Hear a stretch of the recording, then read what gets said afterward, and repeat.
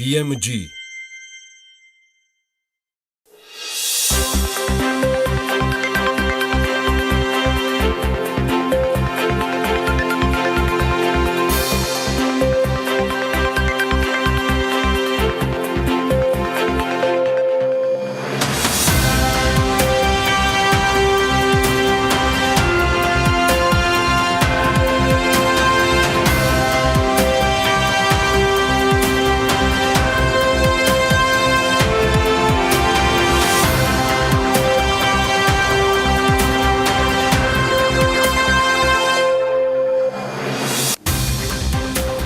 დილა მშვიდობისა, წარმატებული და ბედნიერი ოთხშაბათი ყველას.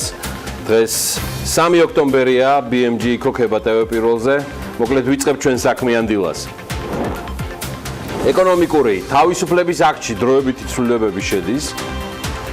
2018 წლის ელექტროენერგიის მოხმარების თითქმის 10%-იანი ზრდა არის მოსალოდნელი.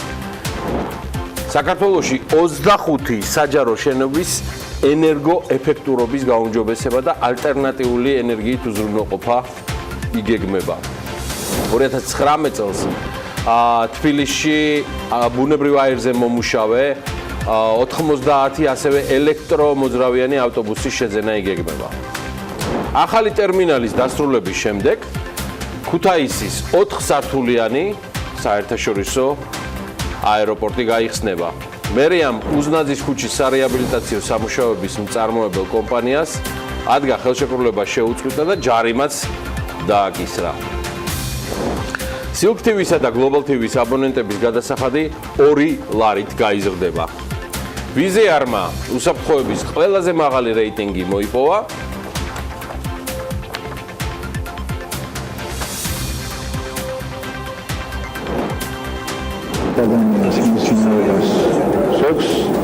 უკეთესობის აგენტებს უარესობის აგენტი. სამწუხაროდ მეტწილად უარესობის აგენტი. თანამდებობა როგორც პოლიტიკა სამწუხაროდ უზნაობის მარწუხებში. ყოველ ჩვენთაგანში არის მინოტავრი, იცით ეს მინოტავრი იბადება ადამიანის დაბადებასთან ერთად.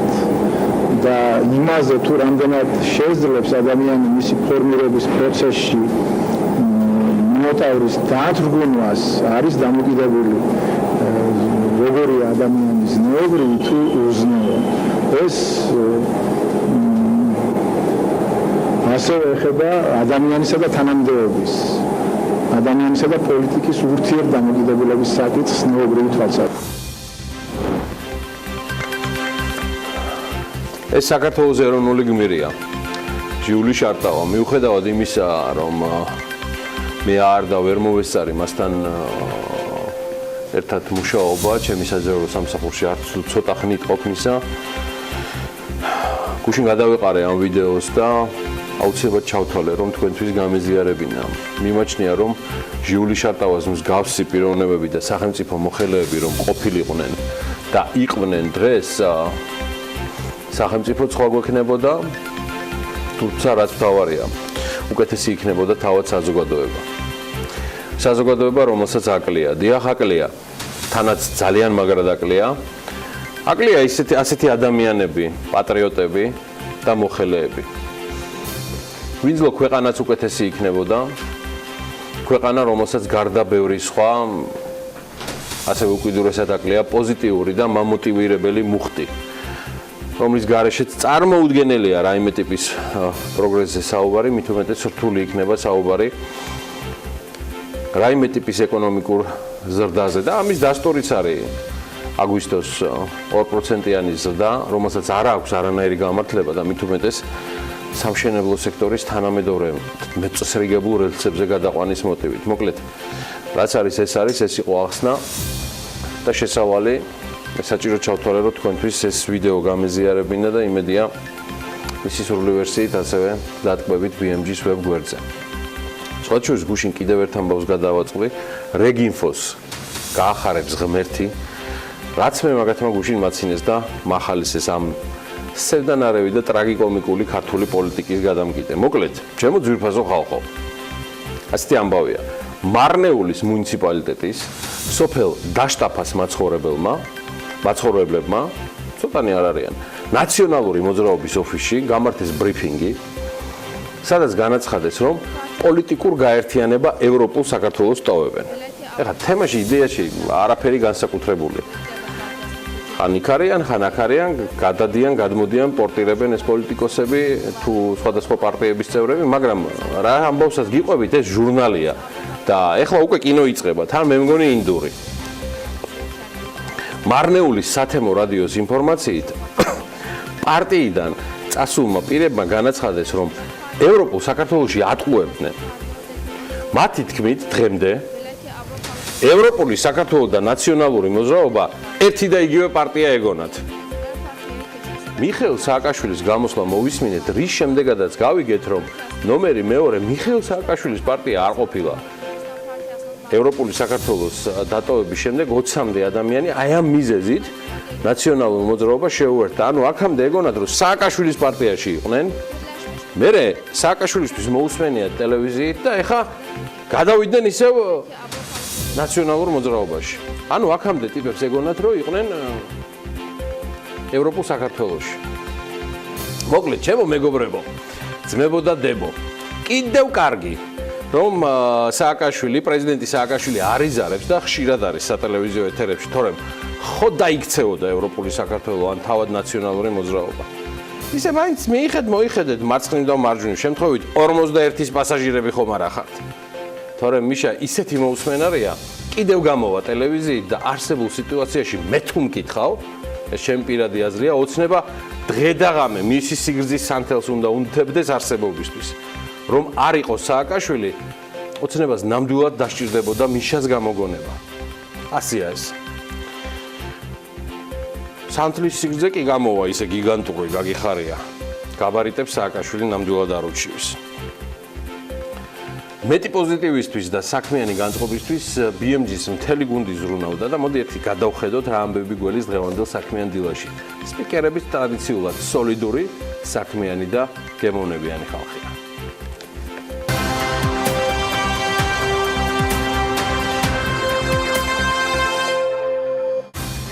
ოქტომბერს დილას საქმიანად იწყებენ გიორგი ტუხაშვილი, ნიკი ბრეგვაძე,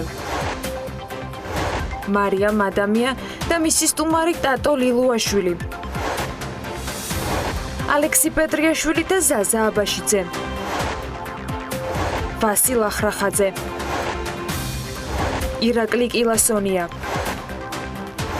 ნინო ზამბახიძის სტუმარი სანდრო ექიზაშვილი იქნება. დილა საქმიანია TV პირველზე.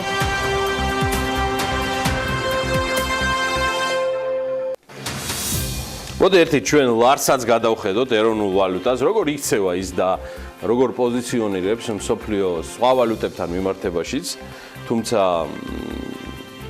მსოფლიო სხვა ვალუტების შევაფასოთ, მსოფლიოს 153 ვალუტიდან, კარგი იქნება თუ ამასაც დაიმსახურებ, წელს საკუთარი ღირებულების 80% შეუმცირდა ამერიკული დოლარის მიმართ, მხოლოდ 13 ვალუტა არის გამყარებული, რადგან 1%-ზე მეტი კი მხოლოდ 6 ვალუტა. Bloomberg-მა მონაცემები დათვალა და მონაცემების მიხედვით ყველაზე მეტად წელს ვენესუელური ბოლივარი გაუფასურდა 99%-ით.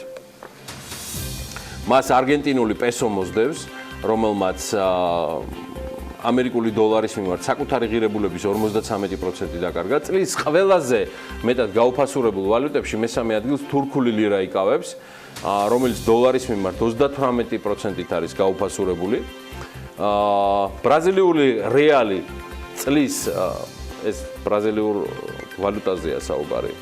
საფეხბურთო გუნდი არაფერ შუაშია, ბრაზილიული რეალი 20%-ით არის გაუფასურებული, რუსული რუბლი 15-ით, ინდური რუპია 11-ით, ხოლო შვედური კრონა 10%-ით, 8%-ით გაუფასურდა წელს ფილიპინების ვალუტა, პესო, მსოფლიოს უდიდესი ეკონომიკის ჩინეთის ეროვნული ვალუტას 5%-იანი გაუფასურება, ხოლო ევროს 3%-იანი. აღნიშნულ ქვეყნებში ვალუტების გაუფასურების ძირითად მიზეზად მაინც შეერთებული შტატების მონეტარული პოლიტიკა და ასევე ეგრეთ წოდებული სავაჭრო ომები მიიჩნევა. ფედმა ამერიკის ფედერალურმა სარეზერვო სისტემამ ბოლო 22 თვეში საპროცენტო განაკვეთები 7-ჯერ გაზარდა და გასულ კვირას სწორედ მათი გადაწყვეტილებაა, რომ ძირითადი საპროცენტო განაკვეთი 25 საბაზისო პუნქტით 2-დან 2.25 მიასედის დიაპაზონამდე გაიზარდა და იდეაში ძალაში დატოვა ფულად საკრედიტო პოლიტიკის ეტაპობრივად გამკაცრების გეგმაც. ცენტრალური ბანკის გადაწყვეტილების შემდეგ დოლარის ინდექსი ხუთშაბათს 0.3%-ითაც გაიზარდა, აქ საუბარია 94.5 პუნქტამდე. Აი, რაც შეეხება საქართველოს რეგიონის ვალუტებს, აგვისტოში წინა წლის შესაბამის პერიოდთან შედარებით, დოლართან მიმართებაში ყველაზე მკვეთრად მაინც თურქული ლირაა გაუფასურებული თითქმის 40%-ით და რუსული რუბლი. საუბარია 9.8%-ზე. შედარებით ნაკლებად არის გაუფასურებული სომხური დრამი 0.8%-ით, ხოლო აზერბაიჯანული მანათი მცირედით 0.3%-ით არის გამყარებული. ლირისა და რუბლის გაუფასურების მიზეზად აქაც ამერიკის შეერთებული შტატების სანქციები სახელდება. აი, რაც შეეხება ლარს, აგვისტოში წინა თვესთან შედარებით ლარის გაცვლითი კურსი დოლართან მიმართებაში 3.5%-ით, ხოლო ევროსთან მიმართებაში 2.3%-ით არის გაუფასურებული.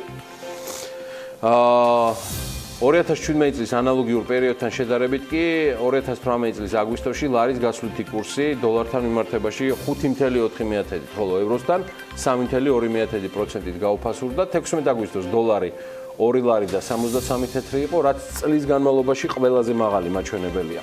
ამ დრომდე მაქსიმალური მაჩვენებელი მომავალი წლის ბიუჯეტის პირველად პროექტში მხოლოდ და მხოლოდ 2019 წლის საშუალო კურსადაც მოხდა. შესაბამისად, ბიუჯეტის პირველად პროექტში ლარი დოლარის გაცვლითი კურსი არის 2.63 ნიშნულზე. ანუ ბიუჯეტი წარდგენილია ესეთი პარამეტრებით. ფინანსთა სამინისტროს მიერ მომზადებული პროექტით 2019 წელს სახელმწიფო ვალის საპროგნოზო ზღვრული მოცულობა 19 მილიარდ 716 მილიონ ლარს არ უნდა აღემატებოდეს და მათ შორის სახელმწიფო საგარეო ვალის მოცულობა 15 მილიარდ 300 მილიონი კი ბატონო უნდა იყოს. საშინაო ვალი არაუმეტეს 4 მილიარდ 400 მილიონისა. სახელმწიფო ვალის ზღვრული მოცულობა გადაანგარიშდება შესაბამის პერიოდში მოქმედი გაცვლითი კურსის მიხედვით, ანუ მომავალ წელს საქართველოს საკმაოდ დიდი მოცულობით ვალის დაფარვა უწევს, ეს თითქმის მილიარდი ლარია. უფრო ზუსტად კი 934 მილიონი ლარი, საიდანაც 893 მილიონი იქნება მიმართული საგარეო სახელმწიფო ვალდებულებების დაფარვაზე, ხოლო 40 მილიონი ლარი იქნება საშინაო სახელმწიფო ვალდებულებების და დავალიანებების დაფარვა. 2019 წლის ბიუჯეტის პროექტში ვალდებულებების ზრდის სახით მისაღების აღსრების გეგმა განსაზღვრულია 2 მილიარდ 160 მილიონი ლარი, თუმცა დაფარვასაც თუ გავითვალისწინებთ, სახელმწიფო ვალის წმინდა ზრდა 1 მილიარდ 200 მილიონი იქნება. 2019 წლის ბოლოსთვის მთავრობის ვალის ზღვრული მოცულობა მთლიანი შიდა პროდუქტის 42.2%-ით განისაზღვრება. ფინანსთა სამინისტროსგან კიდევ ერთი სიახლეა, BMG-ის ინფორმაცია დადასტურდა და მთავრობა ღიად და საჯაროდ ვარს ამბობს აქციზის შემცირების იდეაზე. ამაზე გუშინ საპარლამენტო ოპოზიციის ერთ-ერთმა წარმომადგენელმა ზურაბ ჭიაბერაშვილმაც ისაუბრა ჩვენთან ეთერში, ეს მოსაოდნელიც იყო და იდეაში ისიც, რომ სექტემბერში ნავთობის ფასი ლონდონის სანავთობო ბირჟაზე ზრდის ტენდენციას აჩვენებდა. თვის განმავლობაში ფასი საშუალოდ 5.2 დოლარით გაიზარდა ბარელზე, ანუ ეს თითქმის 7%-იანი ზრდაა და დღეისთვის 82 დოლარს და 67 ცენტს შეადგენს ბარელზე. აგვისტოს დასაწყისიდან ნავთობის ფასი საშუალოდ 8 დოლარით და 42 ცენტით არის გაზრდილი, ანუ თითქმის 11.3%-ით ბარელზე. წლის დასაწყისში ბარელი ნავთობის შეადგენდა საშუალოდ 67 დოლარს, როგორც გითხარით, ახლა 82 დოლარს გადასდა. ნავთობის ამჟამინდელი ფასის ყველაზე მაღალ მაჩვენებელზე დგას 2014 წლის ნოემბრის თვის შემდეგ. ანუ ეს არის 4 წლიანი მაქსიმუმი და მოდი გადავხედოთ ბოლო თვეების ტენდენციებს. 2014 წლის შემდეგ ბარელი ნავთობის ფასმა 80 ამერიკულ დოლარს გადააჭარბა. ფასის ზრდა კი ყველაზე მეტად ირანის სანქციების გარშემო მიმდინარე საუბარმა გამოიწვია. My fellow Americans. რამდენიმე წუთში მე გავაფორმებ საპრეზიდენტო მემორანდუმს, რათა ამერიკის შეერთებულმა შტატებმა აღადგინოს ირანის რეჟიმზე დაწესებული სანქციები. ჩვენ შევიმუშავებთ ეკონომიკური სანქციების უმაღლეს დონეს. დონალდ ტრამპის ამ სიტყვების საპასუხოდ ირანი და ევროპული ქვეყნები ბირთვულ შეთანხმებაში დარჩნენ. ამერიკის შეერთებული შტატები კი ირანთან შეთანხმებას გამოეთიშა და ვაშინგტონმა სანქციების განახლების გადაწყვეტილება მიიღო. შესაბამისად, 2018 წლის 4 ნოემბრისთვის ძალაში შევა სანქციები ირანის ნავთობის, ენერგეტიკისა და საბანკო სექტორის წინააღმდეგ. ბოლოდროინდელი სიახლეები ამ მიმართულებით ასე გამოიყურება. ამერიკის შეერთებული შტატები ნავთობის ფასის ზრდის რეგულირებისთვის თავისი მარაგების გამოყენებას არაპირებს. ამერიკის შეერთებული შტატების ნავთობის სტრატეგიული მარაგიდან ნავთობის მოხმარება მხოლოდ მცირედ და ხანმოკლედ იქონიებს ფასებზე გავლენას, განაცხადა ამერიკის შეერთებული შტატების ენერგეტიკის მინისტრმა რიგ პერიმ. აქედან გამომდინარე, ამერიკის შეერთებული შტატები ავლენს პრინციპულ პოზიციას ამ საკითხთან დაკავშირებით, რომლის ინიციატორიც გახლავთ და მისი მიზანია, რომ ირანიდან ნავთობის ექსპორტი ნულამდე დავიდეს. აქვე აღსანიშნავია, რომ ოპეკის შეთანხმება ნავთობის მოპოვების შემცირებასთან დაკავშირებით მიმდინარე ეტაპზე გეგმის მიხედვით ხორციელდება. თუმცა შესაძლებელია, რომ ნავთობის ფასზე პოზიტიური გავლენა მოახდინოს იმან, რომ შესაძლოა საუდის არაბეთმა უახლოეს პერიოდში დაიწყოს ნავთობის მოპოვებისა და ექსპორტის გაზრდა ყოველდღიურად 0.5 მილიონი ბარელით. თუმცა ეს ქუვეითთან მოლაპარაკებებზეა დამოკიდებული. სანამ საუდის არაბეთი გამოვა საბრძოლო ველზე, იქამდე დონალდ ტრამპმა ოპეკს ნავთობზე ფასის დაწევა მოსთხოვა. ინფორმაცია ამერიკის პრეზიდენტმა როგორც ყოველთვის ტვიტერით გაგვაცნო. ჩვენ ახლო აღმოსავლეთის ქვეყნებს ვიცავთ. ისინი ვერ იქნებოდნენ უსაფრთხოდ ჩვენ გარეშე და მაინც ცდილობენ ნავთობზე მაღალი ფასის შენარჩუნებას. ოპეკის მონოპოლიამ ახლა ფასები უნდა დასწიოს.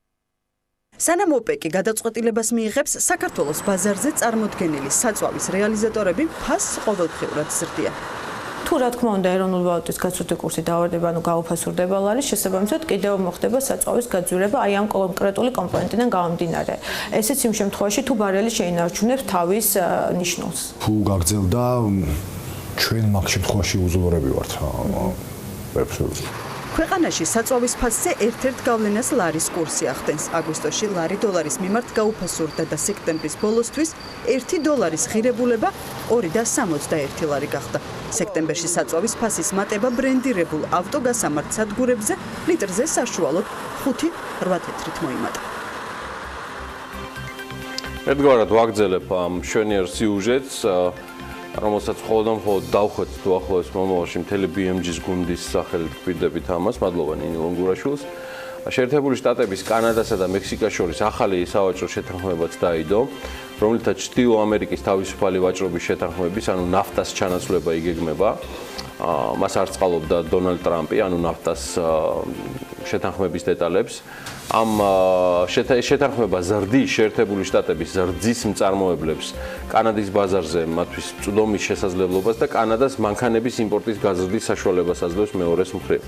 დონალდ ტრამპის განცხადებით USMCA, ეს არის სამივე ქვეყნისთვის მომგებიანი შეთანხმება, რომელიც ნაფტას შეცდომებისა და ნაკლის გამოსწორების შესაძლებლობას იძლევა. ახალი USMCA შეთანხმება 16 წლიანია და ყოველ 6 წელიწადში ერთხელ გადაიხედება. შეთანხმების თანახმად შეერთებული შტატების ფერმერებს 3.5%-ით გაეზრდება წვდომა კანადის 16 მილიარდიანი ბრუნვის მქონე რძის პროდუქტების ბაზარზე. ეს არის ახალი შეთანხმება. უფრო მეტ დეტალს ამ და ბევრ ძალიან სხვა საინტერესო თემებზე ბუკა პეტრიაშვილი ხურდება, დღეს ოთხშაბათია და 10:30-დან ის უკვე შემოგვიერთდება ზაზა აბაშიძესთან ერთად და ძალიან საინტერესო საუბრები გველის ძალიან საინტერესო თემებზე. წინასწარ ვიცი და ასე ვთქვათ, სიამოვნებს წინასწარის ნარატივი, რომელსაც ჩვენი თანაწამყვანები წარმოგიდგენენ. ამასობაში კი რუსთავის ფოლადს ტრამპის გადაწყვეტილების გამო ცალსახად შეუმცირდა ექსპორტი, შეუმცირდა დრამატულად, შეიძლება ითქვას, დაგეგმილზე თითქმის 3-ჯერ. მე პირადად არ მომწონს მთავრობის აქტიურობა საქართველოს ერთ-ერთი უმსხვილეს საწარმოსთან დაკავშირებით. არ ვიცი, რამდენად ჰქონდა ფორმატი პრემიერ-მინისტრ ბახტაძეს შეერთებულ შტატებში საკმაოდ ხანგრძლივი ვიზიტისას ამ თემებზე ემსჯელა კოლეგებთან შეერთებული შტატების მთავრობაში, მაგრამ ფაქტი ერთია, რომ ჯერ კიდევ მაისში ეკონომიკის სამინისტროს მხრიდან ამერიკის სავაჭრო კომისიაში იქნა დასმული აღნიშნული საკითხი. მთავარი მოთხოვნა არის ის, რომ საქართველოს ჩაისვას იმ ქვეყნების სიაში, რომელსაც არ შეეხება ტრამპის მიერ დაწესებული 20%-იანი ტარიფი და გარკვეული კვოტირების პირობებში შეძლოს ამერიკულ ბაზარზე შესვლა. ეს ჩვენთან საუბარში და ამ სტუდიაში ყოფნისას ბიზნეს ომბუდსმენმა ირაკლი ლექვინაძემაც დაადასტურა. კიდევ ერთხელ გეტყვით, რომ ამერიკის შეერთებული შტატების ექსპორტის მიმართულებით რუსთავის ფოლადი თითქმის 3-ჯერ არის შემცირებული დაგეგმილთან შედარებით. გალტენ-ტაგარტის ინფორმაციით 2018 წელს ელექტროენერგიის მოხმარების პროგნოზი საკმაოდ გაზრდილია და იგი 13 ტერავატ-საათს შეადგენს. დედაქალაქის მერიამ შპს კავთას ხელშეკრულება შეუწყვიტა. ეს უზნაძის ქუჩაზეა საუბარი, მეგობრებო, რომელიც ჯერ კიდევ თავის დროზე დაანონსა კახაკალაძემ და მას ჯარიმაც მიაკისრა ზემოდან. სადაზღვევოებმა და დაზღვევის ბროკერებმა არც მეტი არც ნაკლები დაზღვევის კავშირი შექმნეს. ეკონომიკური თავისუფლების აქტში დროებითი ცვლილებები შედის იმ შემთხვევაში, თუ ფული განათლების რეფორმას მოხმარდება, მთავრობას უფლება ექნება ბიუჯეტის დაგეგმვის ფისკალურ წესებს გვერდი აუაროს. შესაბამისი ცვლილებები ეკონომიკური თავისუფლების აქტში შედის. პროექტი საკანონმდებლო ორგანოში 2019 წლის ბიუჯეტთან ერთად შევიდა. მე ყველანაირად მანიშნებენ უკვე რომ უკვე ზედმეტად ვარ შესული პროლოგის როლში თუ ჭრილში თუ რაშიც გინდათ და ბიზნეს სიახლეების სკოლაში იჭრები კი არა დილა მშვიდობის ამ თემაზე აუცილებლად ვისაუბრებთ სულ რამდენიმე წუთში თათია ჩაფიჩაძისგან მოვისმენთ ამ ცვლილებების მიზანს და შეფასებებს როგორი რეაქცია მოყვა ფინანსთა სამინისტროს ბიუჯეტის პროექტში გათვალისწინებულ ამ სიახლეებს ექსპერტული წრეების მხრიდან და ამ დარგში სპეციალისტების მხრიდან თუმცა იქამდე სულ რამდენიმე წამში ბიზნეს სიახლეების პირველ სკოლაში გელოდება წარმატებული ეთერები.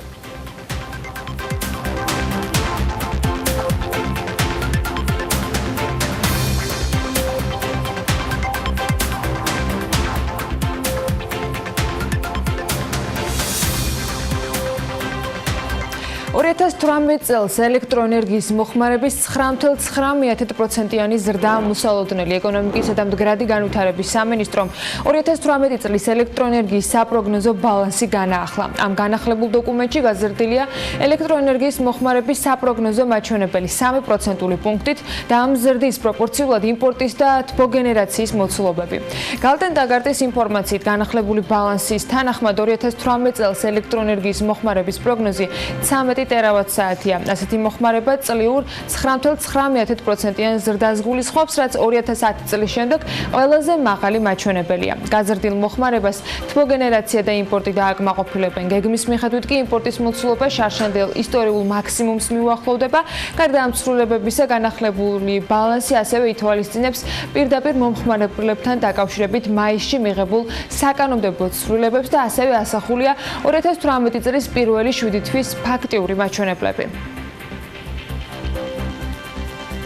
თბილისის მერიამ უზნაძის ქუჩაზე სარეაბილიტაციო სამუშაოების მწარმოებელ კომპანიას ხელშეკრულება როგორც დაანონსებული იყო შეუწყვიტა და ჯარიმაც დააკისრა. თბილისის მერის მოადგილე ირაკლი ბენდელიანმა მუნიციპალიტეტის მთავრობის ხდომაზე წარმოადგინა ამის შესახებ ანგარიში. ის ამბობს, რომ უკვე გამოვლენილია ახალი კომპანია, რომელიც სამუშაოებს უახლოეს მომავალში დაასრულებს. უზნაძის ქუჩაზე სარეაბილიტაციო სამუშაოებს კომპანია კავთა აწარმოებდა, რომელმაც ტენდერში ამ წლის ივლისში გაიმარჯვა. შევხვდით შემსრულებელ კომპანიას, რომლის მიმართაც მოხდა საჯარიმო სანქციების გატარება, ასევე დღეის მდგომარეობით შეწყვეტილი არის ხელშეკრულება, რაც შეეხება უზნაძის ქუჩის დღევანდელ მდგომარეობას. იქ შესული არის უკვე ახალი გამარჯვებული კომპანია და დღეის მდგომარეობით ინტენსიურად მიმდინარეობს სამუშაოები. გარდა ამისა, დავალება გვაქვს მიცემული, რომ უახლოეს დღეებში დასრულდეს თვითონ მთლიანი ქუჩის სარეაბილიტაციო სამუშაოები. გუშინ თბილისის მთავრობის ხდომაზე კახაკალაძემ 5 სიახლე გაგვეცნო, რომელიც ტაქსების რეგულირებას შეეხებოდა. მათ შორის იმ მანქანების მფლობელები, რომლებსაც ტაქსის ლიცენზია აღებული ექნებათ 2018 წლის 10 ოქტომბრამდე უკვე შემდგომ გაივლიან ტექდათვალიერებას, ავტომობილის გადაღებას უფასოდ შეძლებენ. ამ დროს ტაქსის მძღოლები, რომლებიც ტენდერში გამარჯვებული კომპანიისგან ავტომობილის თეთრად გადაღებლის ვაუჩერს უსასყიდლოდ მიიღებენ, ვალდებულები გახდებიან, რომ 2 წლის განმავლობაში საკუთარ მანქანებზე ამ კომპანიის რეკლამა განათავსონ. რა დაუჯდება თბილისის მერიას ეს ვაუჩერები? ჯერჯერობით ზუსტი რიცხვი უცნობია, თუმცა წინასწარი დათვლებით ამაში 12 მილიონს გადავიხდით.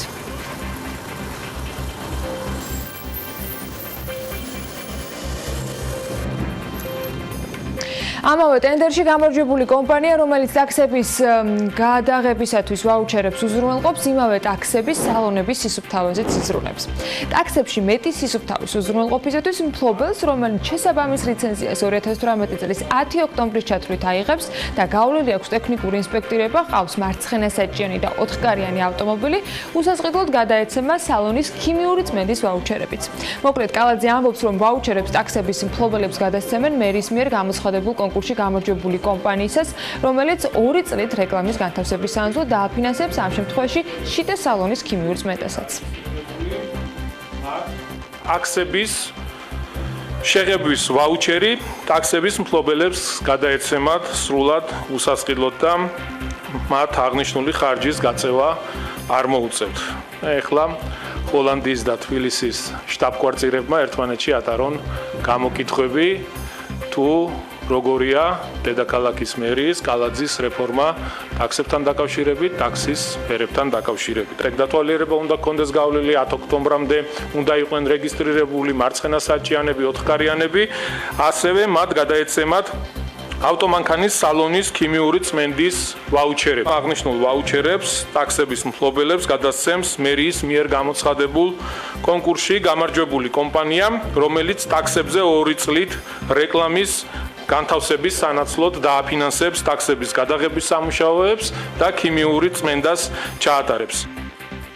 დედაქალაქის მასშტაბით 250-მდე საპარკინგი ადგილი სპეციალურად ტაქსისტებისთვის გამოიყოფა. მოკლედ, გუშინ ტაქსისტები დიდი თემა იყო მთავრობის ხდომაზე, სადაც ლიცენზიის მქონე ტაქსების განთავსება უფასო იქნება. კალაძემ თქვა, რომ შერჩეულია 60-მდე ადგილი, სადაც საპარკინგი ადგილები განთავსდება. ეს ლოკაციები მხოლოდ და მხოლოდ ტაქსებისათვის იქნება განკუთვნილი და იქ სხვა ავტომანქანების განთავსება აიგრძელება. დარღვევის შემთხვევაში კი, რა თქმა უნდა, გამოიწერება ჯარიმებიც. თბილისის მერის თქმით, 2019 წლის ბოლოსთვის დედაქალაქს აბსოლუტურად განახლებული ავტობუსის პარკიც ეყოლება, რაც ძალიან მნიშვნელოვანია. საზოგადოებრივი ტრანსპორტი უნდა გავხადოთ პოპულარული, კომფორტული და რაც შეიძლება სწრაფი, რომ გადაადგილება ქალაქში ყველაზე მოსახერხებელი სწორედ საზოგადოებრივი ტრანსპორტით იყოს, ამბობს თბილისის მერი. იქ სადაც საზოგადოებრივი ტრანსპორტით ვერივით უკვე აეროპორტიდან გამოვიყენოთ. 5 ოქტომბრიდან კი ავიაკომპანია My Airlines-ი თბილისი-კიევის საერთაშორისო ხაზზე რეგულარული რეისების შესრულებას იწყებს. პირდაპირ ფრენები თავდაპირველად კვირაში 2-ჯერადი სიხშირით ყოველ ორშაბათს და პარასკევს განხორციელდება და 24 ოქტომბრიდან ავიაკომპანია კიდევ ერთ სიხშირეს დაამატებს და 3-ჯერ შეასრულებს ფრენებს. ევროპაში ყველაზე სწრაფად მზარდმა ავიაკომპანიამ ვიზიარმა, რომელიც საქართველოშიც ოპერირებს Airlines Ratings.com-ზე უსაფრთხოების ყველაზე მაღალი რეიტინგი 7 ვარსკვლავი მოიპოვა. თავად ეს რეიტინგი მსოფლიოში ერთადერთი სააგენტო არის, რომელიც ავიაკომპანიების უსაფრთხოების და მათი მომსახურების რეიტინგებს აერთიანებს. შეფასების კრიტერიუმები მოიცავს ისეთ ელემენტებს, როგორიც არის IOSA-ს სერტიფიცირება, ფედერალური საავიაციო ადმინისტრაციის მტკიცებულებები, ფლოტის ასაკიდან მდგომარეობა და ავარიული შემთხვევების ისტორია. ქვეყნის რეგიონისათვის საერთაშორისო სამოქალაქო საავიაციო ორგანიზაციის მიერ მინიჭებული რეიტინგი და სხვა პარამეტრები. მოკლედ, 7 ვარსკვლავის მოპოვება ვიზიარის შემთხვევაში მოხდა, რაც იმას ნიშნავს, რომ ავიაკომპანიის შეფასება ყველა კრიტერიუმს აკმაყოფილებს. სადაზღვევოებმა და დაზღვევის ბროკერებმა კი დაზღვევის კავშირი შექმნეს. ორგანიზაციის დამფუძნებლები ამბობენ, რომ დაზღვევის კავშირი სადაზღვევო სექტორის განვითარების ხელშეწყობის და მომხმარებელთა უფლებების დაცვის მიზნით შეიქმნა და მისი მთავარი ამოცანა ჯანსაღი კონკურენციის პრინციპებზე დაყრდნობით სადაზღვევო სექტორის ზრდის და განვითარების ხელშეწყობაა. დაზღვევის კავშირი გააერთიანებს სადაზღვევო კომპანიებს და დაზღვევის ბროკერებს. ორგანიზაციაში ამბობენ, რომ ეს არის პირველი შემთხვევა, როდესაც დაზღვევის ბროკერებიც აქტიურად ჩაერთვებიან მსგავს სამუშაო ფორმატში. სურათში. ორგანიზაციაში ამბობენ იმასაც, რომ ისინი დაზღვევის ასოციაციასთან კავშირში არ არიან და ეს ახალი პლატფორმაა, სადაც სადაზღვევო ბროკერები იქნებიან გაერთიანებულები, მათი ინფორმაციითვე დაზღვევის კავშირი ღია სხვა ტიპის ორგანიზაციებისთვისაც. ამაზე აუცილებლად გავაგრძელებთ საუბარს და გავშლით სტუმრებთან ერთად თემას, თუ რას წარმოადგენს ეს კავშირი, თუმცა იქამდე დაანონსებული სიახლე, რომელსაც თათია ჩაფიჩაძე ჩვენს მაყურებელს გააცნობს, იმ შემთხვევაში, თუ ფული განათლების რეფორმას მოხმარდება, როგორც უკვე აღინიშნა, მთავრობას ექნება უფლება, რომ ბიუჯეტის დაგეგმვის ფისკალურ წესებს გვერდი აუაროს. ეს ცვლილებები ეკონომიკური თავისუფლების აქტში შედის. პროექტის საკანონმდებლო ორგანოში 2019 წლის ბიუჯეტთან ერთად არის წარდგენილი. რას გულისხმობს კანონპროექტი და რა შეფასება მოყვა მას ამაზე თათია ჩაფიჩაძე გააგრძელებს საუბარს თათია დილა მშვიდობის. მშვიდობის დიახ კანონპროექტის მიხედვით ორგანულ კანონში დროებითი რეგულაცია შემოდის, რომლის თანახმადაც მთავრობას შეეძლება კანონით დადგენილი ზღვრები იმ შემთხვევაში არ დაიცვას, თუ განათლების სისტემის დაგეგმილი რეფორმებისთვის დამატებითი დაფინანსება იქნება საჭირო. თემაზე განმარტებები გუშინ ჟურნალისტებთან ფინანსთა მინისტრის მოადგილემ გიორგი კაკაურიძემ გააკეთა, როგორც კაკაურიძემ განაცხადა, ამ მკვლების გამოყენება მთავრობას შეეძლება არა უგვიანეს 2025 წლისა ერთჯერადად და არა უმეტეს 3 წლის ვადით. ეს არის გამონაკლისი ერთ-ერთი, როდესაც თუ განათლების რეფორმაში საჭირო იქნება და ეს საჭიროება შეთანხმდება ჩვენს პარტნიორებთან, მაგ შემთხვევაში ერთჯერადად შესაძლებელი იქნება 3%-იანი ზღვის დარღვევა, ისიც 3 წლის ვადით და ეს არის ერთ-ერთი გამონაკლისი ერთჯერადი, როცა შეიძლება ამ ზღვრებიდან განსხვავებული წესით დაამტკიცოს პარლამენტმა ბიუჯეტი. ეკონომიკური თავისუფლების აქტი მაკროეკონომიკური პარამეტრების ზღვრებს განსაზღვრავს, რომლის ფარგლებშიც ქვეყნის მთავარი საფინანსო კანონი უნდა დაიგეგმოს, ზღვრებმა კი ფისკალური სტაბილურობა უნდა უზრუნველყონ. სხვა ცვლილებების მიხედვით მთლიან შიდა პროდუქტთან სახელმწიფოს ერთიანი ბიუჯეტის დეფიციტის შეფარდება 3%-ს არ უნდა აღემატებოდეს, მთავრობის ვალის შეფარდება მთლიან შიდა პროდუქტთან კი 60%-ს არ უნდა აჭარბებდეს. ცვლილებების პროექტით თუ კი აღმოჩნდა, რომ ფინანსური წლის დასრულების შემდეგ კანონით განსაზღვრული პარამეტრები დარღვეულია, მთავრობა ვალდებული იქნება ბიუჯეტის შესრულების ანგარიშთან ერთად პარლამენტს დარღვევების მიზეზების შესახებ ინფორმაცია წარუდგინოს. მიუხედავად მსგავსი ჩანაწერისა, ეკონომიკური თავისუფლების აქტში ცვლილებების შეტანა მიუღებელია ილიას უნივერსიტეტის ბიზნეს სკოლის ასოცირებული პროფესორისთვის გიორგი პაპავასთვის. პაპავა აცხადებს, რომ ნებისმიერი ტიპის გამონაკლისის დაშვება ეკონომიკური თავისუფლების აქტის შინაარსზე წინააღმდეგება და ის კანონით განსაზღვრული პარამეტრების გადანაცვლების შანსებს ზრდის. 2019 წლის ბიუჯეტში ასევე განათლების დაფინანსების მნიშვნელოვანი ზრდის აუცილებლობაზე საუბრობს განათლების მკვლევარი რეზო აფხაზავაც. აფხაზავა მიიჩნევს, რომ რეალური რეფორმების განხორციელებისთვის თანხები ბიუჯეტში უნდა გაორმაგდეს. ეს შეეხება ეკონომიკური თავისუფლების აქტში ცვლილებების შეტანას. აფხაზავა აცხადებს, რომ სფეროს სწორად განვითარებისთვის მნიშვნელოვანია სამოქმედო გეგმა ფინანსური გაანგარიშებებთან ერთად წინასწარ იყოს გაწერილი. აქ უნდა იყოს მთლიან შიდა პროდუქტთან მიმართებაში მნიშვნელოვანი ზრდა, თითქმის გაორმაგება ბიუჯეტის, თუ გვინდა რომ ჩვენ რეალური შედეგები და ის გარღვევა მოვახდინოთ, რომელზედაც ვართ ორიენტირებულები. წინააღმდეგ შემთხვევაში, ჩემი აზრით, არანაირ მოქმედება ამ ბიუჯეტის ზრდის მერე უნდა, რა თქმა უნდა, პარალელურად უნდა ვიფიქროთ, რომ ეს ბიუჯეტი გაირათიანად დავხარჯოთ. თუმცა მაინც ჩემი სურვილი იქნებოდა, რომ ისე იგეგმებოდეს განათლების რეფორმაც და ყველა რეფორმაც, რომ რაღაცა ის უკიდურეს შემთხვევებში იყოს საჭირო ასეთი გამონაკლისების დაშვება. ხელისუფლებას ვაძლევთ შესაძლებლობას, რომ კონკრეტული პოლიტიკის განხორციელებისთვის გამონაკლისები დაუშვას. ეს ნიშნავს, რომ რეალურად ჩვენი შეზღუდვები უკვე აღარ არის რეალური. ასევე რაც მინდა აღვნიშნო არის, რომ კონკრეტულად განათლებისთვის დეფიციტის დაწესება ნიშნავს, რომ შეიძლება მექანიკურად გადაადგილდეს ისე პარამეტრები ბიუჯეტში, რომ რაღაც მომენტში ამას დაერქვას განათლების რეფორმისთვის განხორციელებული გამონაკლისი, მაგრამ სინამდვილეში ეს იყოს რეალურად სხვა პროგრამების დაფინანსება. ეკონომიკური თავისუფლების აქტში ემატება პუნქტი, სადაც აღნიშნულია, რომ თუ ეკონომიკა არის შენელებული, რეცესიაშია, შესაბამისი განმარტებით, სახელმწიფოს უკვე ეძლევა უფლება, რომ დაარღვიოს ის პარამეტრები, რომლებიც როგორც შეზღუდვა აქვს დაწესებული, რაც ჩემი აზრით პირდაპირ და სრულად ეწინააღმდეგება იმ სულისკვეთებას. ეკონომიკური თავისუფლების შესახებ საქართველოს ორგანულ კანონში ცვლილებების შეტანის თაობაზე კანონპროექტის ავტორი ფინანსთა სამინისტროა. პროექტი, როგორც უკვე აღინიშნა, საკანონმდებლო ორგანოში 2019 წლის ბიუჯეტთან ერთად გუშინ შევიდა.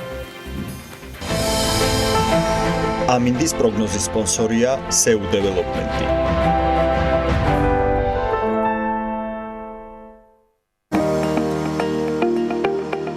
ამინდის პროგნოზის სპონსორია სადაზღვევო კომპანია Unisoni. თავისუფალი დაზღვევა თქვენი სიმშვიდისათვის. ამინდის დროა საქმიან დილაში გარემოს ეროვნული სააგენტო კი გვატყობინებს, რომ ამინდი განპირობებული იქნება შავი ზღვის ჩრდილო-დასავლეთიდან მოქმედი ცივი ჰაერის მასების და სამხრეთიდან გავრცელებული თბილი ჰაერის მასების ურთიერთქმედებით. შესაბამისად, რო გამოშვებით ღრუბლიანობის მომატებაა მოსალოდნელი. უმეტესად უნალექოთ ჩაევრის დღე და იქროლებს დასავლეთის მიმართულების ქარი. სოხუმში იქნება 25 გრადუსი, ისევე როგორც ბათუმსა და ქობულეთში. ფოთში დღის განმავლობაში მაქსიმალური ტემპერატურა 26 გრადუსი დაფიქსირდება, ქუთაისში 28, ზუგდიდში 27 და ოზურგეთში ასევე 27 გრადუსია მოსალოდნელი. ონში 24 გრადუსი იქნება, გორში 26, ცხინვალში 25 გრადუსია ნავარაუდები, მარნეულში 28, რუსთავშიც ანალოგიურად მაქსიმალური ტემპერატურა 28 გრადუსი იქნება, ახალქალაქში კი მხოლოდ 26 გრადუსს მიაღწევს ტემპერატურა. ბორჯომში 25 გრადუსს ვარაუდობენ, ბაკურიანში 22 და ახალქალაქში 20 გრადუსს. სტეფანწმინდაში მაქსიმალური ტემპერატურა 19 გრადუსი იქნება.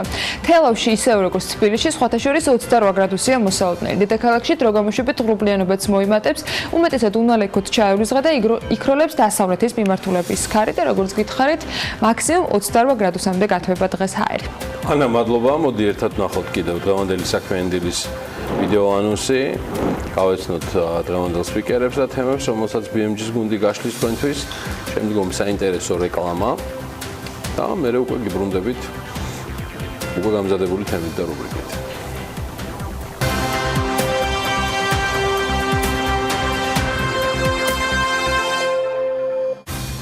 ოქტომბერს დილას საქმიანად იწყებენ გიორგი ტუხაშვილი, ნიკი ბრეგვაძე, მარია მადამია და მისი სტუმარი ტატო ლილუაშვილი, ალექსი პეტრიაშვილი და ზაზა აბაშიძე, ვასილ ახრახაძე, ირაკლი კილასონია, ნინო ზამბახიძის სტუმარი სანდრო ექიზაშვილი იქნება. დილა საქმიანია TV პირველზე.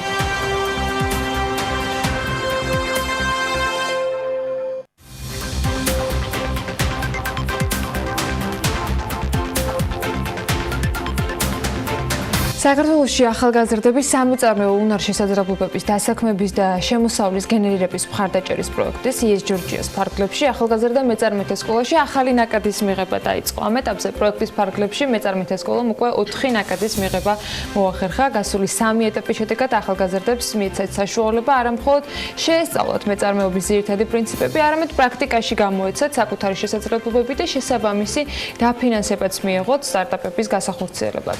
დღეს პროექტი ათობით ახალგაზრდა მეწარმეს და სტარტაპერს აერთიანებს, რომლებმაც წარმატებით გაართვეს თავის საკუთარ ბიზნეს საქმიანობას. სამომავლო გეგმებზე კი ახლა ჩვენი სტუმრები საუბრობენ გიორგი ტუხაშვილი, პროექტ იეს ჯორჯიას უფროსი მრჩეველი და ნიკი ბრეგვაძე, იეს ჯორჯიას ბენეფიციარი არიან ჩვენთან ერთად. მადლობა რომ ხართ დილიდან ჩვენთან ერთად. მადლობა მოწვევისთვის. მეოთხე ეტაპი იწყება. მეოთხე ეტაპი იწყება. პირველ რიგში მოგესალმებით თქვენ, მივესალმებით ტელემაყურებელს. მეოთხე უკვე საინტერესო ეტაპი იწყება და საინტერესო საცდელი ეტაპი უკვე კარგი გამოცდილებით ხართ. ნამდვილად USAID-ის პროექტი იყო თავიდან 30 თვიანი და პირველი 3 მიღების შედეგები იმდენად კარგი იყო, რომ გააგრძელდა კიდევ 30 თვით ეს პროექტი. და ეს 400-მა ბენეფიციარმა გაიარა აქ სწავლება და 35 პიროვნება დაფინანსდა თავისი იდეის განსახორციელებლად. პროექტი საკმაოდ წარმატებულია და საკმაოდ მნიშვნელოვანია ჩემი აზრით არა მხოლოდ ახალგაზრდების, არამედ რეგიონების გასაძლიერებლადაც, იმიტომ რომ ჩვენ ახლა მეოთხე ნაკადს 7 დიდი ქალაქის, საუნივერსიტეტო ქალაქის მასშტაბით ვიწყებთ და ეს საშუალებას აძლევს ამ ბევრ ბავშვს განახორციელონ ახალგაზრდას პრინციპში ბავშვს რატო 16-დან 26 წლამდე ახალგაზრდას განახორციელოს თავისი იდეა და ეს ერთგვარი წახალისებაც არის იმის, რომ სოფლების დაცლას ხელი შეუშალოთ გარკვეულწილად. რა თქმა უნდა, მცირე, მაგრამ 35 დაფინანსებული პროექტიდან დღეს რა ეტაპზე არიან ისინი? ანუ რამდენად სიცოცხლის უნარიანები იყვნენ და იყო თუ არა ეს დრო საკმარისი იმისთვის, რომ რეალურად ამ კითხვაზე ისეთი პასუხი გქონდეს, რომელიც რეალობას გვაჩვენებს და არა საწყის ეტაპს. ჯერ არა, როგორც 2 წელი არის საჭირო იმისთვის, რომ მე მათ უკან დაიწყონ ამ მოკლედ შედეგები გვაჩვენონ, თუმცა გარკვეული წარმატებული кейსები არის, მაგალითად, ნიკი ერთ-ერთი, რომელიც დღეს არის წარმოდგენილი არაჩვეულებრივი პიროვნება და საკმაოდ საინტერესო იდეას ეჭიდება, ასევე ბესიკ ექსეულიზე, რომელიც თაფლი 5500-ზე მუშაობს და 5500 წლის წინ დაწყებული თაფლის ბიზნეს პრაქტიკულად თაფლის წარმოებას საქართველოში აღორძინა და ის ძველი მეთოდებით მიყვება და რამდენიმე წარმატებული кейსი გვაქვს კიდე. მოდი ნიკის кейსზე ვისაუბროთ, რას წარმოადგენს შენი სტარტაპი და ამ პროცესის განმავლობაში, როცა ეს ჯორჯიას დახმარებით რაღაცა ეტაპები გაიარე, რა გაკეთდა, ანუ რა დაიხვეწა და დღეს რა საკეთებს საწყად. ინდივე მოგესალმებით, მოგესალმებით თქვენს მაყურებელს. ინდივე.წერტილი.g არის სკოლის მოსწავლეებისთვის განკუთვნილი პლატფორმა, რომელიც მიზნად ისახავს რეპეტიტორების ინდუსტრიის ელექტრონიზაციას და ეხმარება რეპეტიტორებს, რომ უკეთ ასწავლონ თავიანთ მოსწავლეებს. ეს ჯორჯიის დახმარებით მე მივიღე ბევრი გამოცდილება, დიდი ასე ვთქვათ, ბევრი პრაქტიკული რჩევა.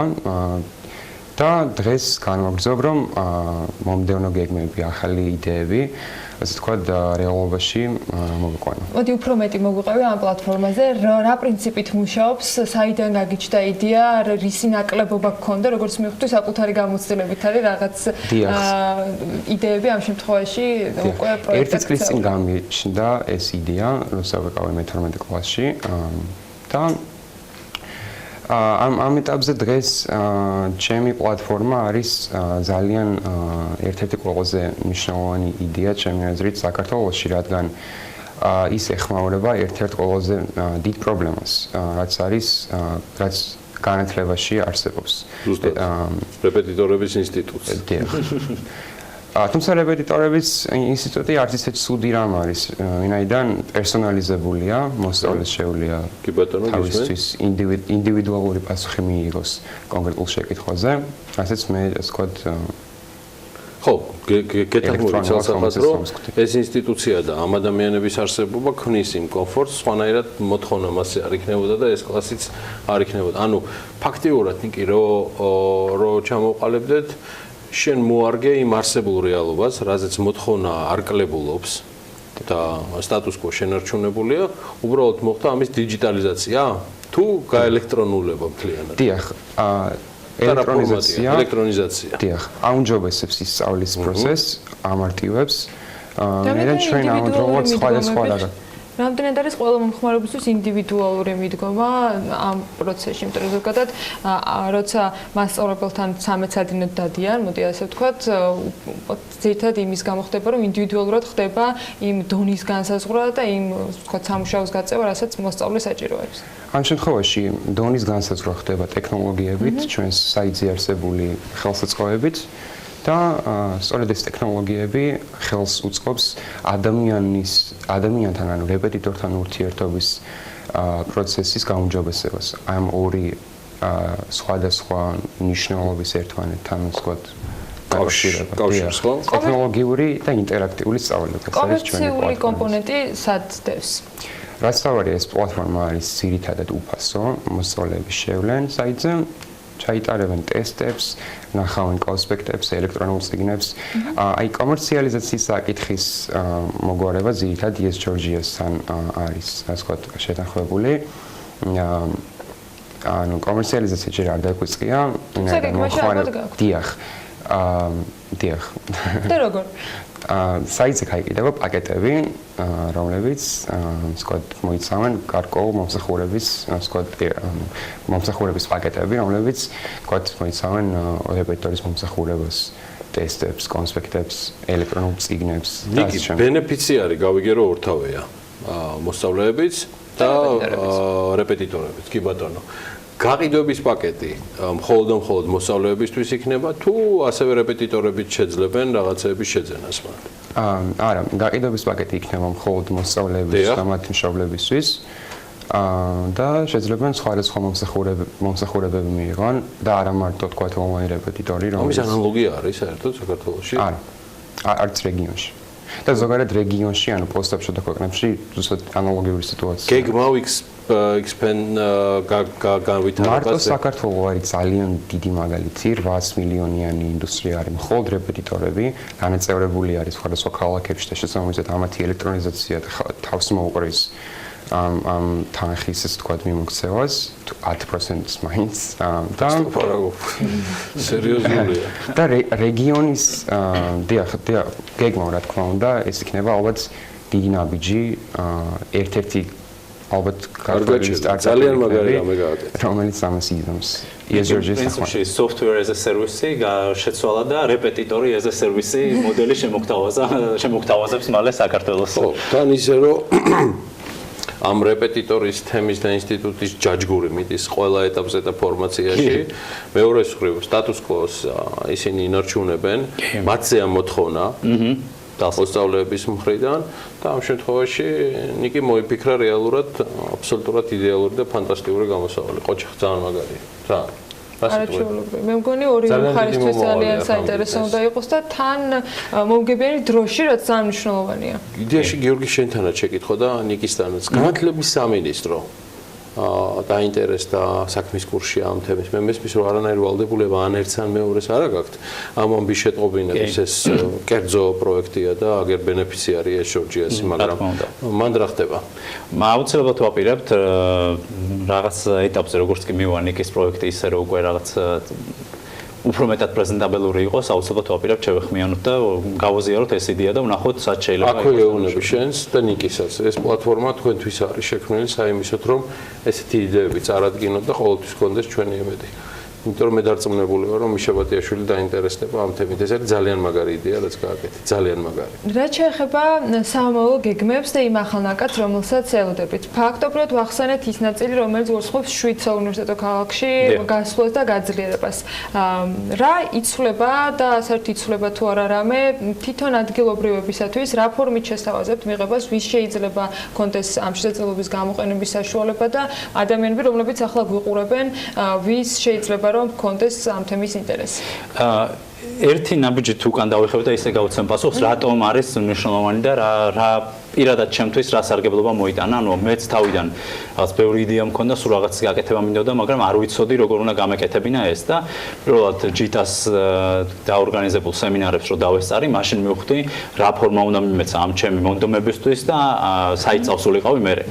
ანუ ეხლაც ბევრი ადამიანია, რომელსაც უნდა რაღაც გაკეთება, მაგრამ ყოველთვის ძნელია პირველი ნაბიჯის გადადგმა და სწორედ მათთვის არის ეს პლატფორმა, ეს ESG-ია, რომ მიეხმაროს მათ მისცეს ის პირველი საწყისი ბიძგი და ფორმატი არის ესეთი, რომ პირველ ეტაპზე, პირველ დონეზე გაივლის ყველა გადამზადებას 80 კაცი გაივლის, შემდეგ აირჩევა 30 კაცი, რომელიც მეორე ეტაპზე გაივლის უკვე 80 კაცი მთელი საქართველოს მასშტაბით. მთელი საქართველოს მასშტაბით მეოთხე ნაკადზე, ყოველ ნაკადზე ესეთი რაოდენობა იქნება, შემდგომ მეორე ეტაპზე გადასულებს უკვე ინდივიდუალური მუშაობა წავა მათთან და მოხდება დახვეწა მათი პროექტის და ბიზნეს იდეის და შემდგომ აირჩევა რამდენიმე გამარჯვებული, რომელიც დაფინანსდება ამ პროექტის ფარგლებში. ერთი სიახლე რაც გვაქვს წელს, სადაც მე შევუერთდი პრინციპში, არის ის, რომ მენტორების მომენტს ვამატებთ ESG-ში. ანუ აქამდე თუ იყო, რომ პირველ მხოლოდ სწავლება თავიდან და მე დაფინანსება და თვითონ აკეთებდნენ ამას და რაღაც მონიტორინგის ხასიათი ჰქონდა მხოლოდ შემდგომ იმას.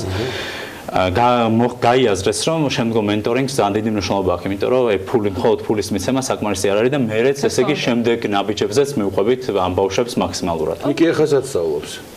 ახლოს სწავლობ BTU-ში. BTU-ში. ახლა ახალი გაყიდული აქვს რექტორს, რექტორს მანწილის და ყველაფერს ასე არ არსებობს ეს საინტერესება არ იყოს. ძალიან მაგარი თემაა და ძალიან მაგარი იდეა. წარმატებია რომ მოგეწონათ. ძალიან მაგარია და გარდა იმ პლატფორმისა, რომელზეც ახლა გიორგი საუბრობდა ESG-ს ფარგლებში, არ აქვს ახლა ESG-ისთვის არსებობს ეს პლატფორმა სატელევიზიო დრო საზოგადოებამდე მიაწვინოს ხმა ნებისმიერ თემაზე გელით.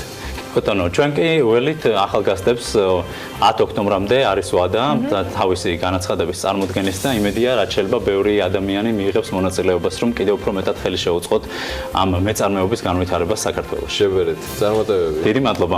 მადლობა გიორგი ტუხაშვილს, პროექტ ESG-ს უფროსჩეულს და ნიკი ბრეგვაძეს. ძალიან მაგარი იდეით იგი ჟორჯიას ბენეფიციარია, თუმცა მის პროექტზე დარწმუნებული ვარ კიდევ ბევრს ვისაუბრებთ. ჩვენ კიდევ ერთი სიუჟეტი გვაქვს თქვენთვის მომზადებული.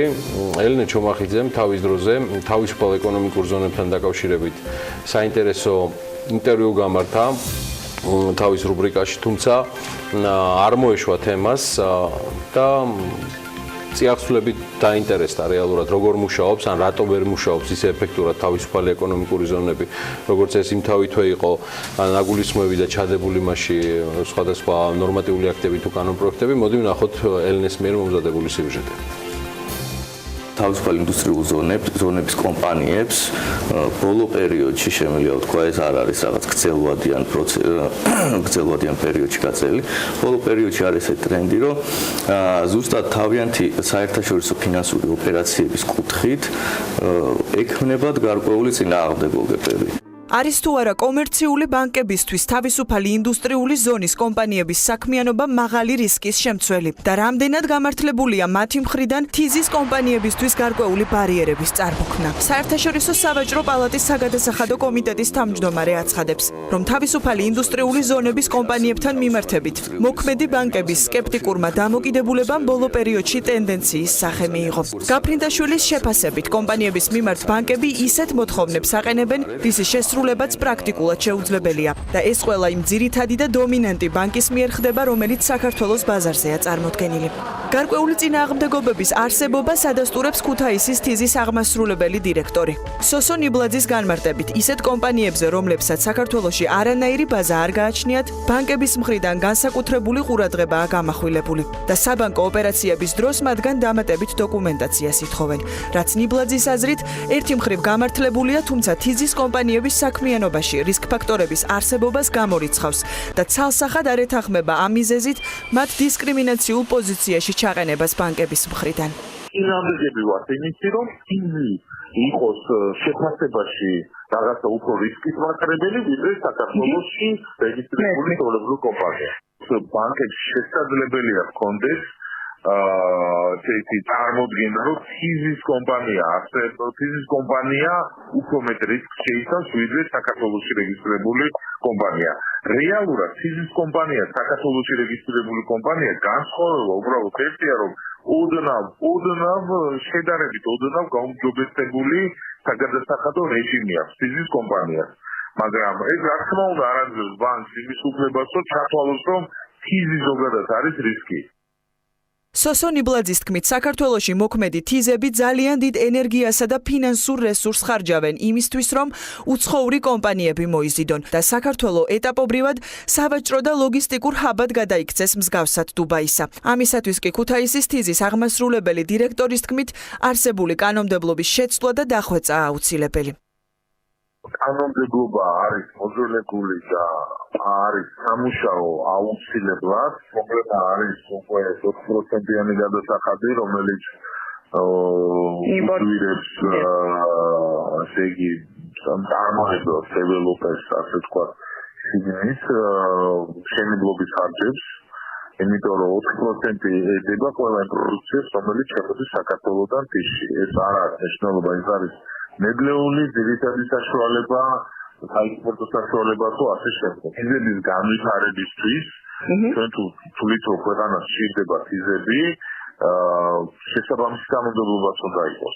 არსებული საბანკო გართულებების კვალდაკვალ თიზები მზად არიან ეფექტიანი კოორდინაციისა და გამჭვირვალობის მისაღწევად მაქსიმალურად მჭიდროდ ითანამშრომლონ კომერციულ ბანკებთან და ყველა შესაბამის უწყებასთან.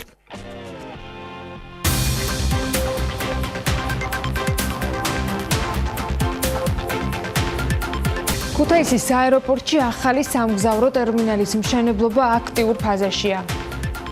მოსახლეობის საყოველთაო ჯანდაცვის ბიუჯეტი მომავალ წელს ისევ იზრდება და 754 მილიონი ლარია გათვალისწინებული. საქართველოში 25 საჯარო შენობების ენერგოეფექტურობისათვის კი 4.700.000 ევრო დაიხარჯება.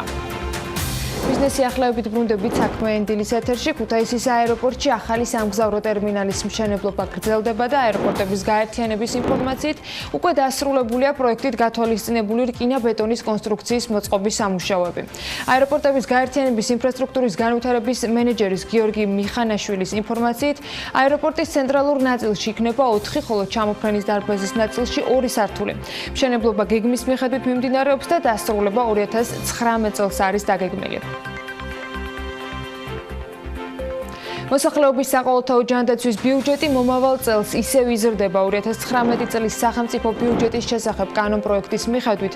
პროგრამაზე მომავალ წელს 754 მილიონი ლარია გათვალისწინებული, რაც ამ წლის დამტკიცებულ გეგმასთან შედარებით 50 მილიონით მეტია. საყოველთაო ჯანდაცვის პროგრამა სრულყოფილად 2014 წელს ამოქმედდა, მისი ბიუჯეტი კი 200 მილიონი ლარით განისაზღვრა. წლის ბოლოს რეალურმა ხარჯმა 330 მილიონს გადააჭარბა. მას შემდეგ არც ერთ საბიუჯეტო წელს პროგრამა თავდაპირველად დამტკიცებულ პარამეტრების ფარგლებში არ ჩატეულა და მთავრობას მუდმივად თანხების დამატება უწევდა. რაც შეეხება წლევანდელ ხარჯებს, მოსახლეობის საყოველთაო ჯანდაცვის პროგრამის ბიუჯეტიდან წელსაც დაგეგმილზე მეტი თანხა დაიხარჯება. ხაზინის მონაცემების თანახმად, პროგრამის ბიუჯეტი უკვე 713 მილიონი ლარით არის განსაზღვრული, რაც 2018 წლის ბიუჯეტის თავდაპირველად დამტკიცებულ გეგმას 9 მილიონით უკვე აჭარბებს. ბოლო მონაცემებით პროგრამის ფარგლებში დახარჯულია 559 მილიონი ლარი. დანარჩენ 3 თვეში კი კიდევ 164 მილიონი უნდა დაიხარჯოს, რაც წლის ბოლომდე დარჩენილი დღეების გათვალისწინებით დღეში 1.8 მილიონი ლარის ხარჯს გულისხმობს.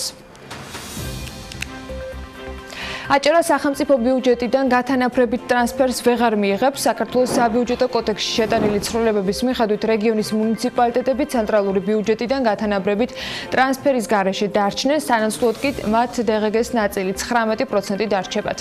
გათანაბრებითი ტრანსფერის სისტემიდან DGG-ს განაწილების სისტემაზე გადასვლის გარდამავალი პერიოდი 2019 წლიდან 2023 წლამდეა განსაზღვრული. კოდექსის მიხედვით 2019 წელს თითოეული მუნიციპალიტეტის მიერ DGG-ს განაწილების შედეგად მისაღები თანხის საპროგნოზო მაჩვენებელი 2018 წელს ამავე მუნიციპალიტეტის გათანაბრებითი ტრანსფერისა და საშემოსავლო გადასახადის ჯამური მაჩვენებლის 25%-ზე მეტი არ იქნება. ამ სქემის მიხედვით 2019 წლის სახელმწიფო ბიუჯეტის პროგრამის გათვალისწინებით ბათუმის მუნიციპალიტეტის სახელმწიფო ბიუჯეტიდან მაქსიმუმ 47,953,600 ლარს დაფინანსებას მიიღებს. 2020-23 წლებში კი წინა წლებთან შედარებით თითოეული მუნიციპალიტეტის მიერ დამატებული ღირებულების გადასახადის განაწილების შედეგად მისაღების შემოსავლის საპროგნოზო მოცულობის ზრდის მაქსიმალური პროცენტული მაჩვენებელი კი წლიური ბიუჯეტის კანონით განისაზღვრა, ანუ განსაზღვრული მაჩვენებელი თითოეულ წელს არ უნდა იყოს 25%-ზე ნაკლები. საქართველოში 25 საჯარო შენობის ენერგოეფექტურობის გაუმჯობესება და ალტერნატიული ენერგიით უზრუნველყოფა იგეგმება. ამისათვის ჯამში 4.700.000 ევრო დაიხარჯება. თანხა ჩრდილოატლანტიკური ქვეყნების გარემოსდაცვითი ფინანსური კორპორაციის სესხია და აღმოსავლეთ ევროპის ენერგოეფექტურობისა და გარემოსდაცვითი პარტნიორობის ფონდის გრანტს წარმოადგენს. პროექტი საქართველოს სხვადასხვა ქალაქში მდებარე შენობებს მოიცავს და ამ პროექტის ფარგლებში სახურავებისა და კედლების თბოიზოლაცია მოხდება. ასევე ფანჯრებისა და შემინული ფასადების ჩანაცვლება, ახალი სავენტილაციო სისტემების მონტაჟი და ბოილერების ჩანაცვლება, სხვა სახის სისტემების მონტაჟთან ერთად, ასევე მზის კოლექტორებისა და მზის PV სისტემების ინსტალაცია შიდა განათების სისტემის LED ნათურებით აღჭურვასთან ერთად. მუნიციპალური განვითარების ფონდი ტენდერების გამოცხადებას 2018 წლის მეოთხე კვარტალში დაიწყებს. Silk TV-სა და Global TV-ს აბონენტებს გადასახადი 2 ლარით გაეზრდებათ. მომხმარებლებს სატელევიზიო მომსახურების შეცვლილი ტარიფის გადახდა 1 ნოემბრიდან მოუხდებათ. ამის შესახებ განცხადება კი თავად კომპანიამ გაავრცელა. იქ აღნიშნულია, რომ ქართული ტელეარხების რუსთავი 2, იმედი GDS-ი, მარაო, მაესტრო კომედი არხის მოთხოვნით ამ არხების რეტრანსლირება ფასიანი გახდა. Silk-net-მა სხვა ოპერატორებისაგან განსხვავებით, როგორც თავად აღნიშნავენ, არხების ჩვენება ფასის უცვლელად 1 წლით შეინარჩუნა, თუმცა ამ 6 ქართული არხის მოთხოვნით გადასახადის საკითხი კვლავ დღის წესრიგში დადგა, რის შედეგადაც კომპანია იძულებული არის, რომ 2018 წლის 1 ნოემბრიდან 2 ლარით გააზარდოს სატელევიზიო მომსახურების ღირებულების საფასური. ეკონომიკისა და მდგრადი განვითარების სამინისტროს სააგენტო საწარმოო საქართველოში ორგანიზებით კი საქართველოს 2-დან 4 ოქტომბრის ჩათვლით დუბაიში უძრავი ქონების საინვესტიციო გამოფენაზეა წარდგენილი. წელს საქართველოს როგორც საპატიო ქვეყნის სტატუსით მიწვეულ ქვეყანას განსაკუთრებული საგამოფენო სივრცე გამოეყო და სამდღიანი გამოფენის ფარგლებში იქ წარმოდგენილი იქნება საქართველოს საინფორმაციო სტენდი, სადაც თითოეულ დაინტერესებულ პირს ექნება შესაძლებლობა მიიღოს ამომწურავი ინფორმაცია პრიორიტეტული საინვესტიციო სექტორების შესახებ, რასაც საქართველოს უცხოელ ინვესტორებს სთავაზობს. Cities Space Global 2018-ში თავს იყრიან უმსხვილესი საინვესტიციო კომპანიები და ორგანიზაციები, ინვესტორები და ექსპერტები და ღონისძიების ფარგლებში დამსწრე საზოგადოებას ექნება შესაძლებლობა, რომ მონაწილე ქვეყნების საინვესტიციო კლიმატს გაეცნონ შესაძლებლობებსა და პროექტებთან ერთად. საქართველოს ენერგეტიკისა და წყალმომარაგების მარეგულირებელი კომისია კი მისტიური, ანუ იდუმალი მომხმარებლის პროექტის განხორციელებას უკვე რეგიონებში იწყებს. სემეგის ინფორმაციით, ქვეყნის მასშტაბით ელექტროენერგეტიკის, ბუნებრივი გაზის და წყალმომარაგების სექტორებში მოქმედ 11 კომპანიაში შემოწმება მოხდება, თუ რამდენად შეესაბამება დადგენილ სტანდარტებს კომპანიების მიერ მომხმარებლებისათვის გაწეული მომსახურების ხარისხი. იმ შემთხვევაში, თუ კვლევის ფარგლებში გამოვლენილ ხარვეზებს კომპანიები განსაზღვრულ ვადებში არ აღმოფხვრიან, კომისია მათ წინააღმდეგ საჯარიმო სანქციებს გამოიყენებს.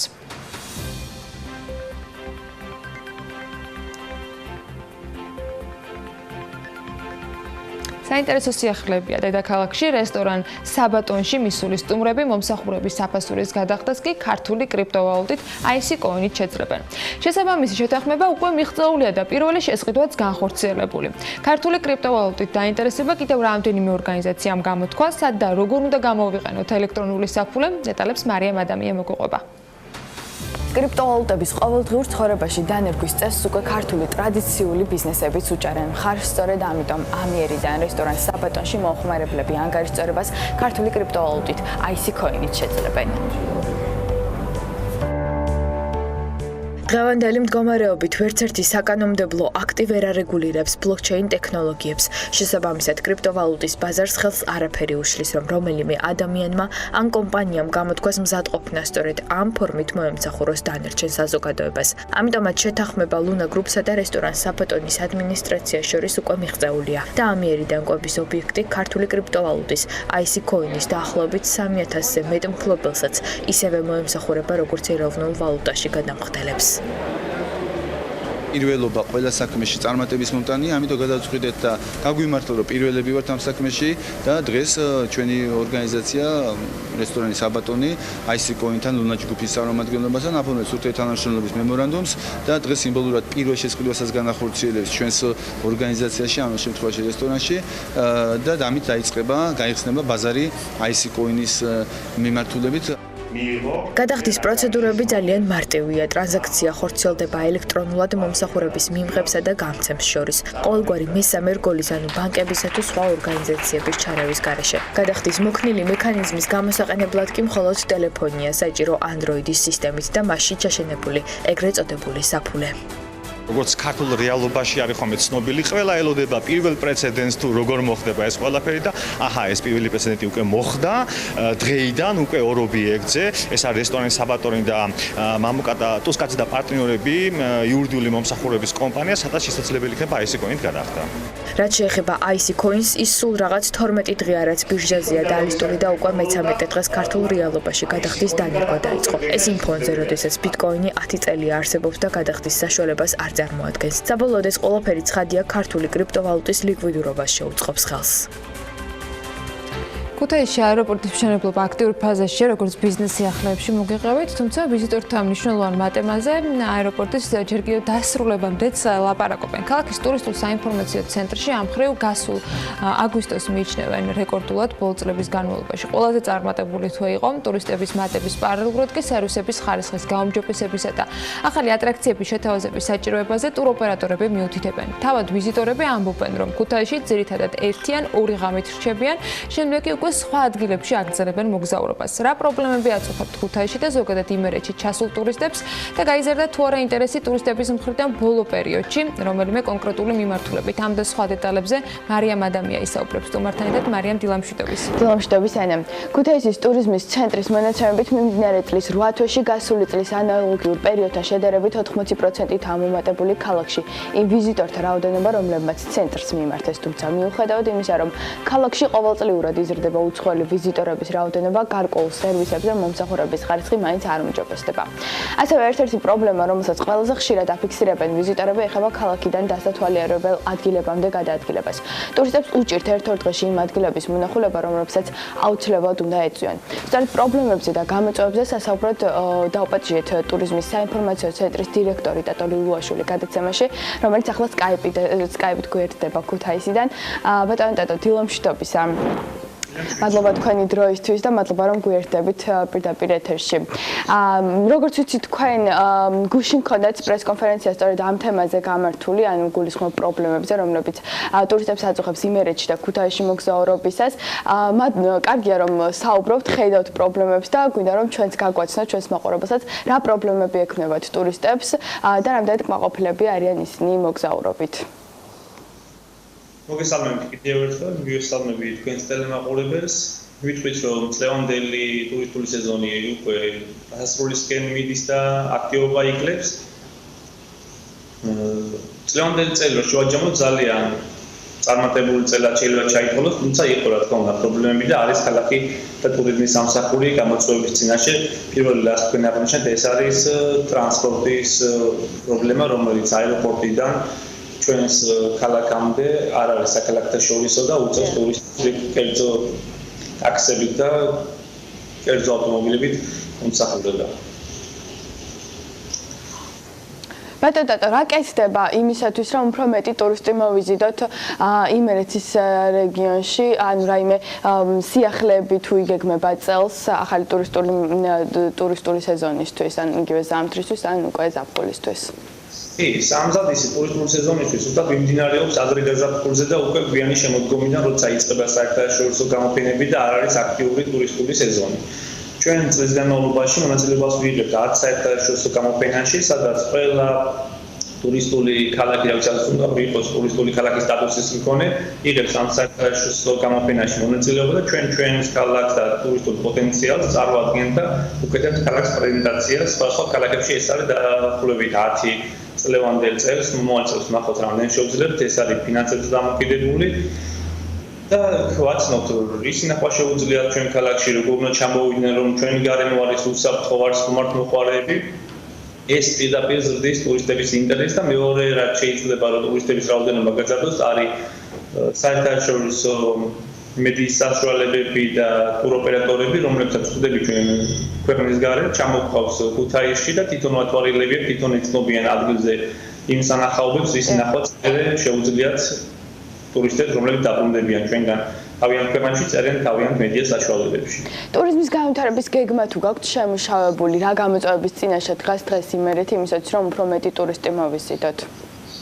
ზუსტად ეგ არის ჩვენი ერთ-ერთი გამოწვევა, ჩვენი სამსახური წარმატებულის წინ შეიქმნა და წელს ვასრულებთ ტურისტულ გეგმაზე, ანუ ბრენდინგზე მუშაობას თუ რა ბრენდი უნდა გვეკავოს, რა პოზიცია უნდა გვეკავოს საერთაშორისო ტურისტულ ბაზარზე. არ ქონდა ქალაქს საიმიჯო კლიპი, სრულდება ალბათ ის ბოლოს გვექნება ახალი საიმიჯო კლიპი, გვაქვს ახალი ტურისტული საიტი და წლის ბოლომდე გვექნება ბრენდინგი და იმის მიხედვით ვიხემძღვანებთ მომავალი წლიდან. ბატონო ტატო, დილა მშვიდობის, მადლობა თქვენი ჩართვისთვის. ერთადერთი თხოვნა რაც ამაკ, აი ოდნავ რო წამოიწიოთ, მაყურებელიც უკეთესად აეგრე გადასარევია და ჩემი კითხვა რაში მდგომარეობს? მიღმა მარიამის მიერ დასმული კითხვისა და თქვენი ღონისძიებებისა, რაზეც თქვენ საუბრობთ. მიდის თუ არა ფიქრი, ან შესაძლოა უკვე არის ჩამოყალიბებული არაჩვეულებრივი ქუთაისის კონკურენტულ უპირატესობაზე, ანუ რითი იქნება ის განსხვავებული მიღმა იმ ყველაფრისა, რაც აერთიანებს, თქვათ, ქართულ ქალაქებს და სხვადასხვა ლოკაციებს. ფიქრობთ თუ არა თქვენს გუნდთან ერთად იმ ტიპის უპირატესობის შექმნაზე, რომელიც ქუთაისს გამოარჩევს და უფრო მეტად გაზრდის ტრაფიკს, თქვათ, მიღმა აეროპორტისა, ქართული სტუმართმოყვარეობისა, სამზარეულოსი, ისტორიული ძეგლების მონახულებისა, აი ამაზე თუ მიდის ფიქრი? ახალს ალბათ ვერ მოვიფიქრებ, ჩვენი ერთ-ერთი ნიშა ალბათ იქნება ყველა ვარიანტში სტუმართმოყვარეობა და ჩვენი სამზარეულო იმერული, რაც გამორჩეული ალბათ როგორც ქვეყნის მასშტაბით, ისე საერთაშორისო მასშტაბით. ბატონო ტატო, ინფრასტრუქტურული განვითარების პარალელურად არის თუ არა გეგმაში რაიმე ფესტივალის ან კულტურული ან საგანმანათლებლო ღონისძიების ჩატარება ტურისტებისათვის? თუ არის ამაზე საუბარი? ჩვენ გვაქვს მუსიკალური ფესტივალები წლის განმავლობაში, ჰქონდა პლენერები, სამხატვრო პლენერები, ჰქონდა ყოველის საერთაშორისო გამოფენა გაყიდვა და გვინდა რომ ეს იყოს ყოველწლიური და გაიგეგმოს რომ იყოს ყოველთვის ეს და იგივე თარიღში რომ ეცოდინება ტურისტებს ამ თარიღში რომ ქუთაისში თუ ჩამოვლიან იქნებათ ნახვა ამ ფესტივალებზე მონაწილეობისთვის. და ბოლოს აუცილებლად უნდა გითხოთ, თქვენ უშუალოდ შეხება გაქვთ ტურისტებთან და რას ითხოვენ ისინი, როდესაც იმერეთში მოგზაურობენ და რა იზიდავთ მათ ყველაზე მეტად, ანუ როგორც ვიცი, ქუთაისში რჩებიან 1-2 დღით, შემდეგ უკვე სხვა მიმართულებებით ნაწილდებიან. რომელია ეს მიმართულებები, რა იზიდავთ მათ ყველაზე მეტად? არა, ქუთაისში რჩებოდნენ ალბათ გასული წლებამდე 1-2 დღით. ახლა წელს ჩვენ ძალიან გვახარებს, რომ ქუთაისში ჩამოსული ტურისტი, ვინ ჩვენ მოგმართავს, გვეუბნება, რომ რჩებით რამოდენიმე დღით, 4-5 დღით და ამ დღის განმავლობაში ჩვენ თვითონ უგეგმავთ, თუ რისი ნახვა შეიძლება ქუთაისში. თუ კი მეუბნება ტურისტი, რომ რჩებით ჩვენ 5 დღის განმავლობაში და რა შეიძლება, აბსოლუტურად თავისუფლად შეგვიძლია 5 დღით დაყავთ ქუთაისში ტურისტებად და ვიწყებთ ქრონოლოგიურად, ვაგულაგებთ პრეისტორიული ხანიდან ნახონ სათაფლია და პრომეთეს მღვიმე. რომელიც 5 კილომეტრი არის სულ ქალაქის ცენტრიდან, შემდეგ ვეუბნებით რომ ნახონ ვანის მუზეუმი და არქეოლოგიური ვანის გათხრები, შემდეგ შუა საუკუნეების ქუთაისი და იმერეთი დააკვირვებენ და ბოლოს 20-21 საუკუნის ინფრასტრუქტურა და ქალაქი. და ბოლოს კიდევ ერთ კითხავთ, ტურისტები ყველაზე მთავარ პრობლემად ამ სანახაობებთან დასაკავშირებელ გზებს ასახელებენ, ანუ ვერ ათვალიერებენ ისინი ტრანსპორტის პრობლემას ასახელებენ. ამ მიმართულებით თუ მიმდინარეობს მუშაობა სააგენტოში და რაიმე გეგმა თუ გაქვთ ამ პრობლემის აღმოსაφროლად? მოგახსენებთ, არის რამოდენიმე პრობლემა. ერთი არის რა თქმა უნდა ტრანსპორტის პრობლემა და პირველი პრობლემა, რომელიც ჩვენ შეგვიძლია ყველაზე მალე მოვაგროვოთ, ეს იქნება აეროპორტიდან ქალაქის ცენტრამდე დამაკავშირებელი საერთაშორისო ტრანსპორტი. ხოლო შიდა ტრანსპორტირებისთვის არ არის პრობლემა, არიან გადამზიდავები, ტურისტული კომპანიები, რომლებიც ემსახურებიან, შეიძლება არ არის ისეთი მაღალი დონე მომსახურების დონის ქუთაისში, მაგრამ ნელ-ნელა ვითარდება ეს დონეც. კერძო კომპანიებიც იხვეწებიან, გიდებიც იხვეწებიან და მეორე რაც შეიძლება იყოს პრობლემა იყო და დღეს კიდევ დგას, ეს არის სველი წერტილების არარსებობა ქალაქში, თუმცა ნაწილობრივ თვითმმართველობა ქუთაისის ამაზე მუშაობს, ჩვენთან უკვე ადაპტირებული არის ეს სველი წერტილები და რამოდენიმე წელს გაიხსნა 5 დაახლოებით ქალაქის ცენტრალურ ნაწილში და იგეგმება წლის ბოლომდე კიდე რამოდენიმე სველი წერტილის დამატება ქალაქში, სადაც იყო მოთხოვნა ჩვენთან შემოსული ტურისტებისგან. მადლობა თქვენ საინტერესო ინტერვიუსთვის. პირდაპირ ეთერში ქუთაისიდან დატო ლუაშვილი, ქუთაისის ტურიზმის საინფორმაციო ცენტრის დირექტორი გვერდდებოდა.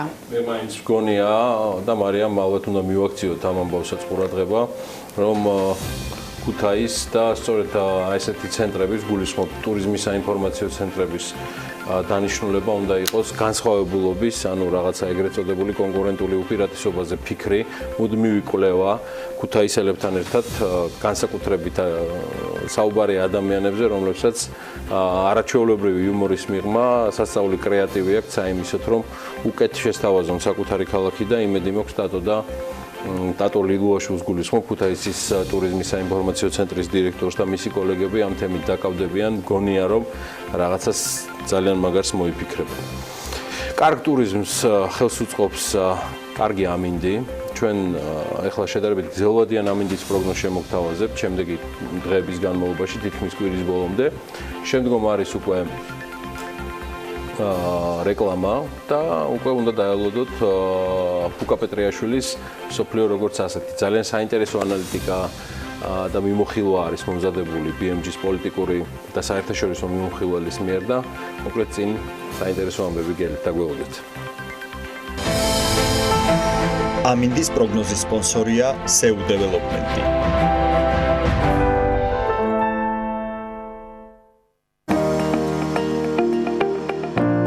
პროგნოზის სპონსორია სადაზღვევო კომპანია უნისონი.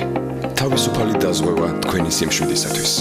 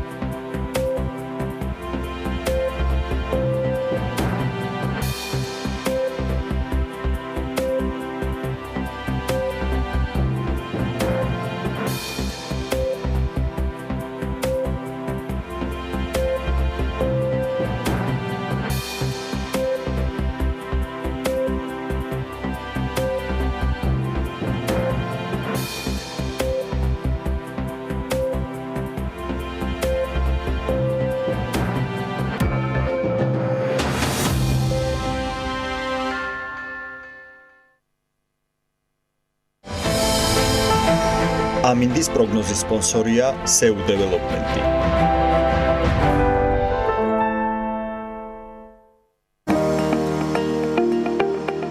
ამინდის პროგნოზის სპონსორია სადაზღვევო კომპანია უნისონი. თავისუფალი დაზღვევა თქვენი სიმშვიდისათვის.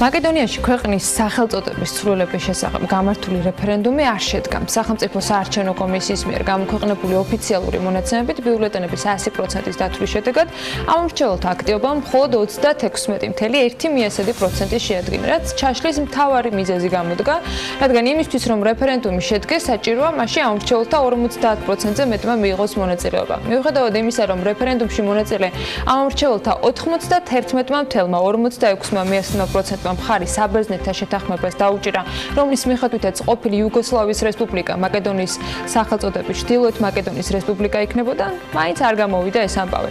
ამ ყველაფერს რა მოყვება, ამაზე ყველაზე უკეთ ლუკა პეტრიაშვილი ისაუბრებს, ალექსი პეტრიაშვილი BMG-ის პოლიტიკური მიმოხილველი და მასთან ერთად ზაზა აბაშიძე, საქმიანილის ჩვენ კიდევ ერთ თანაწამყვანი შემოგვიყვება. მოგესალმებით. სოფლიოში თუ არ იგივე დუღილი რაც საქართველოში თუხთუხი მიდის. კი, არის იგივე დუღილი, არის, თუმცა უფრო ესეთია, მაღალ პროფესიონალური, მაღალ კვალიფიციური და ეპიტეტებით ურთიერთ შემკობაც უფრო რაღაცა ესე ხარისხობრივად მაღალ დონეზე არის. იმედია ჩვენც რაღაცა დროს მივალთ მაგამდე.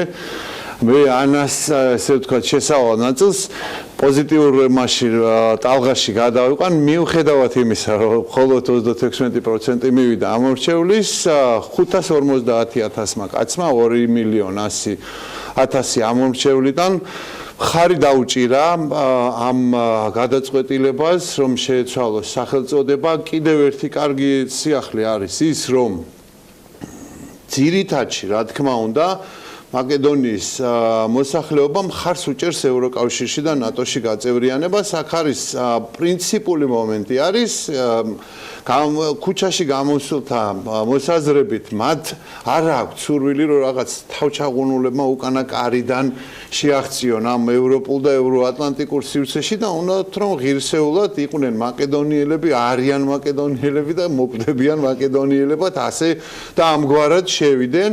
მე მაინც გონია რომ ეს გარკვეულწილად გარედან და სკოლმეურნეობის თავმჯდომარის სახელი და ვინაობა ცნობილია. ეს ნათქვამიც იყო მანამდე რომ ეს პროპაგანდისტული და ანტი ესე ვთქვათ ევროკავშირის და ანტი ნატოს მიმართულებით გაწეული პროპაგანდის ზემოქმედების შედეგია რომ არ მივიდა ამდენი ხალხი, მაგრამ მიუხედავად ამისა მაკედონიის პრემიერ-მინისტრმა ზორან ზაევმა განაცხადა რომ მას აძლევს ძალიან კაფიო მანდატს 550,000 კაცის მიერ ხარდაჭერილი პოზიცია ამ რეფერენდუმზე გამოხატული აძლევს მას მანდატს იმისათვის რომ უახლოეს პერიოდში ანუ ოქტომბრის განმავლობაში სავარაუდოდ პარლამენტში შეიტანოს ეს საკითხი.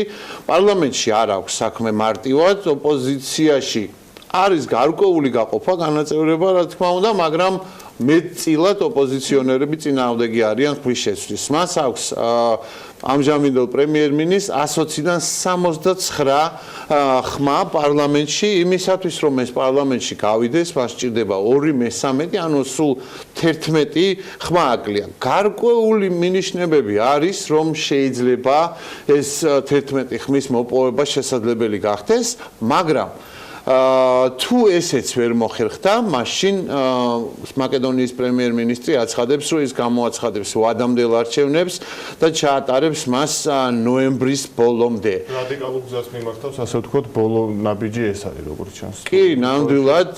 გამოდის, რომ რეფერენდუმი იყო არასავალდებულო, არამედ უფრო დეკლარაციის ხასიათი ჰქონდა და პარლამენტში გაიმართება, ხო, მთავარი? კი, ერთ მნიშვნელოვნად საკონსულტაციო დანიშნულების იყო, რომ მიენიჭებინა მხარდაჭერა და მონაწილეობა რომ მიიღო 50%-ზე, მეც ნებისმიერ შემთხვევაში მაინც ამას პარლამენტის რატიფიცირება დაჭირდებოდა ყოველ შემთხვევაში, მაგრამ ეს ესე ვთქვათ ბრძოლა დამთავრდა მაკედონიის სახელწოდების შენარჩუნების მომხრეთა სასარგებლოდ, რომელსაც სათავეში ამჟამინდელი პრეზიდენტიც უდგას გიორგი ივანოვი, რომელიც მხარს უჭერს და ბოიკოტის აქტიური ასე ვთქვათ ხარდამჭერი იყო. ქვედა დინებებს თუ შევხედავთ, პრინციპში შეგვიძლია ვთქვათ, რომ რუსეთს ამ შემთხვევაში დასავლეთთან მიმართებაში არ გაუმარჯვია და ეს ბრძოლა ჯერ კიდევ გრძელდება, მიუხედავად თავის ამ რაღაცა fake account-ების ამერიკის შარჩენების შემდეგ ეს იყო ერთ-ერთი ყველაზე რაღაცა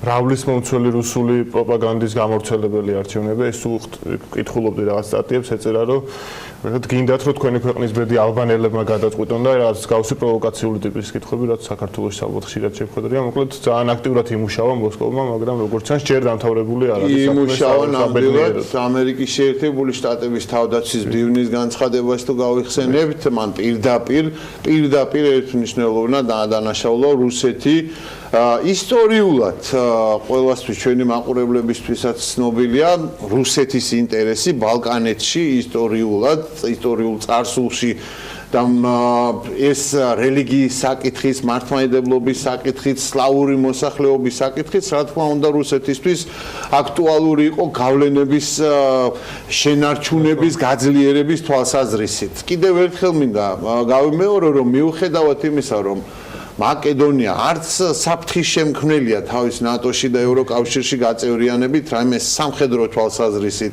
არც უშუალო ესაზღვრება რუსეთის ფედერაციას და არც არის სიახლოვეში იმის გათვალისწინებით, რომ მის საზღვარზე შეიძლება განთავსდეს ნატოს ჯარები და ნატოს შეერაღება, მიუხედავად ამისა ბოლომდე იბრძვის ჩაბღაუჭებული არის მაქსიმალურად ყველა გავლენის არეალს, ყველა გავლენის სფეროს. მე დარწმუნებული ვარ მაინც რომ კოზი ნაცარში ჩაუვარდება ადრე თუ გვიან, იმიტომ რომ რაც ყველაზე მთავარია, კიდევ ერთხელ მინდა ხაზი გაუსვა, თვითონ მაკედონიელების დამოკიდებულება ევროკავშირის მთლიანად მაკედონიელების დამოკიდებულება, ის ხალხიც კი, ვინც გამოდიოდა გასაპროტესტებლად და ბოიკოტს უცხადებდა ამ რეფერენდუმს, ის ხალხიც კი მხარს უჭერს ევროკავშირში და ნატოში გაწევრიანებას. შესაბამისად, მაინც ყველა შემთხვევაში უნდა ვივარაუდოთ, რომ ალბათ შესაძლებელი იქნება ქვეყნის შიგნითაც საერთო კონსენსუსის მიღწევა და რეალურად საბოლოო ჯამში ეს გადაწყვეტილება იმედი უნდა ვიქონიოთ, რომ ეს გადაწყვეტილება იქნება მიღებული მაკედონიის ჩtildeოეთ მაკედონიად გადარქმევის სასარგებლოდ იმ შეთანხმების, რომელიც აბერძნეთთან გაფორმდა მიმდინარე წლის ზაფხულში, ივნისის თვეში და ეს იქნება გზა გახსნილი ევროკავშირსა და ნატოში გაწევრიანებისკენ. ბუკა, დღევანდელი მსოფლიო როგორც ასეთის წარდგენისას გამოგვადგა პროლოგში არა მაკედონიის თემა, მაკედონია ანამწა იყო შესავლად. ეს იყო USMCA, ეგრე გამოვიდა დაახლოებით და ვიდრე შესავალს გავაკეთებდით, იყო ნაფტას ჩამნაცვლებელი USMCA, ჩანს დეკლარირებულ დონეზე, რომ ყველა კმაყოფილია. რძის ბაზარი გაიხსნა, ამერიკელებისთვის, კანადელებისთვის გაიზარდა, ავტოინდუსტრიის ბაზრები, ანუ ყოველ შემთხვევაში დეკლარირებულ დონეზე ამ სამი ქვეყნის ლიდერი ბედნიერებას ასე ვთქვათ აფრქვევს. ყველაზე ნაკლებად ალბათ მექსიკის ღიმილი იყო, ბუნებრივი, მაგრამ ბუკამ გითხრას როგორ მე გეტყვით რომ ყველაზე კმაყოფილი მაინც ყველაზე კმაყოფილი არის ამერიკის შეერთებული შტატების პრეზიდენტი დონალდ ტრამპი. ყველაფერს, ყველა დეტალს ექცევა ყურადღება.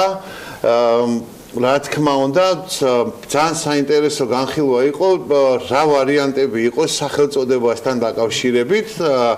ესე იგი, იყო მუსკა, მექსიკა, USA, კანადა, იყო კამიუს, კანადა, მექსიკა, United States და რა თქმა უნდა, და ამბობენ ოპონენტები, რომ ეს კიდე ყველაზე ადვილად წარმოსათქმელი სახელი იყო, მაგრამ მაინც USMCA იმიტომ რომ ამერიკის შეერთებული შტატები პირველი და აუცილებლად ამით უნდა დაწყებულიყო ეს შეთანხმება ამიტომ ეს გახდა ერთ-ერთი პრინციპული საკითხი იყო ამ მოლაპარაკებებში, რა თქმა უნდა, რძის პროდუქციის კანადის ბაზარზე უფრო ინტენსიურად შესვლასთან დაკავშირებით, ასევე უნდა ითქვას, რომ ტარიფები ფოლადზე და ალუმინზე შენარჩუნებულია.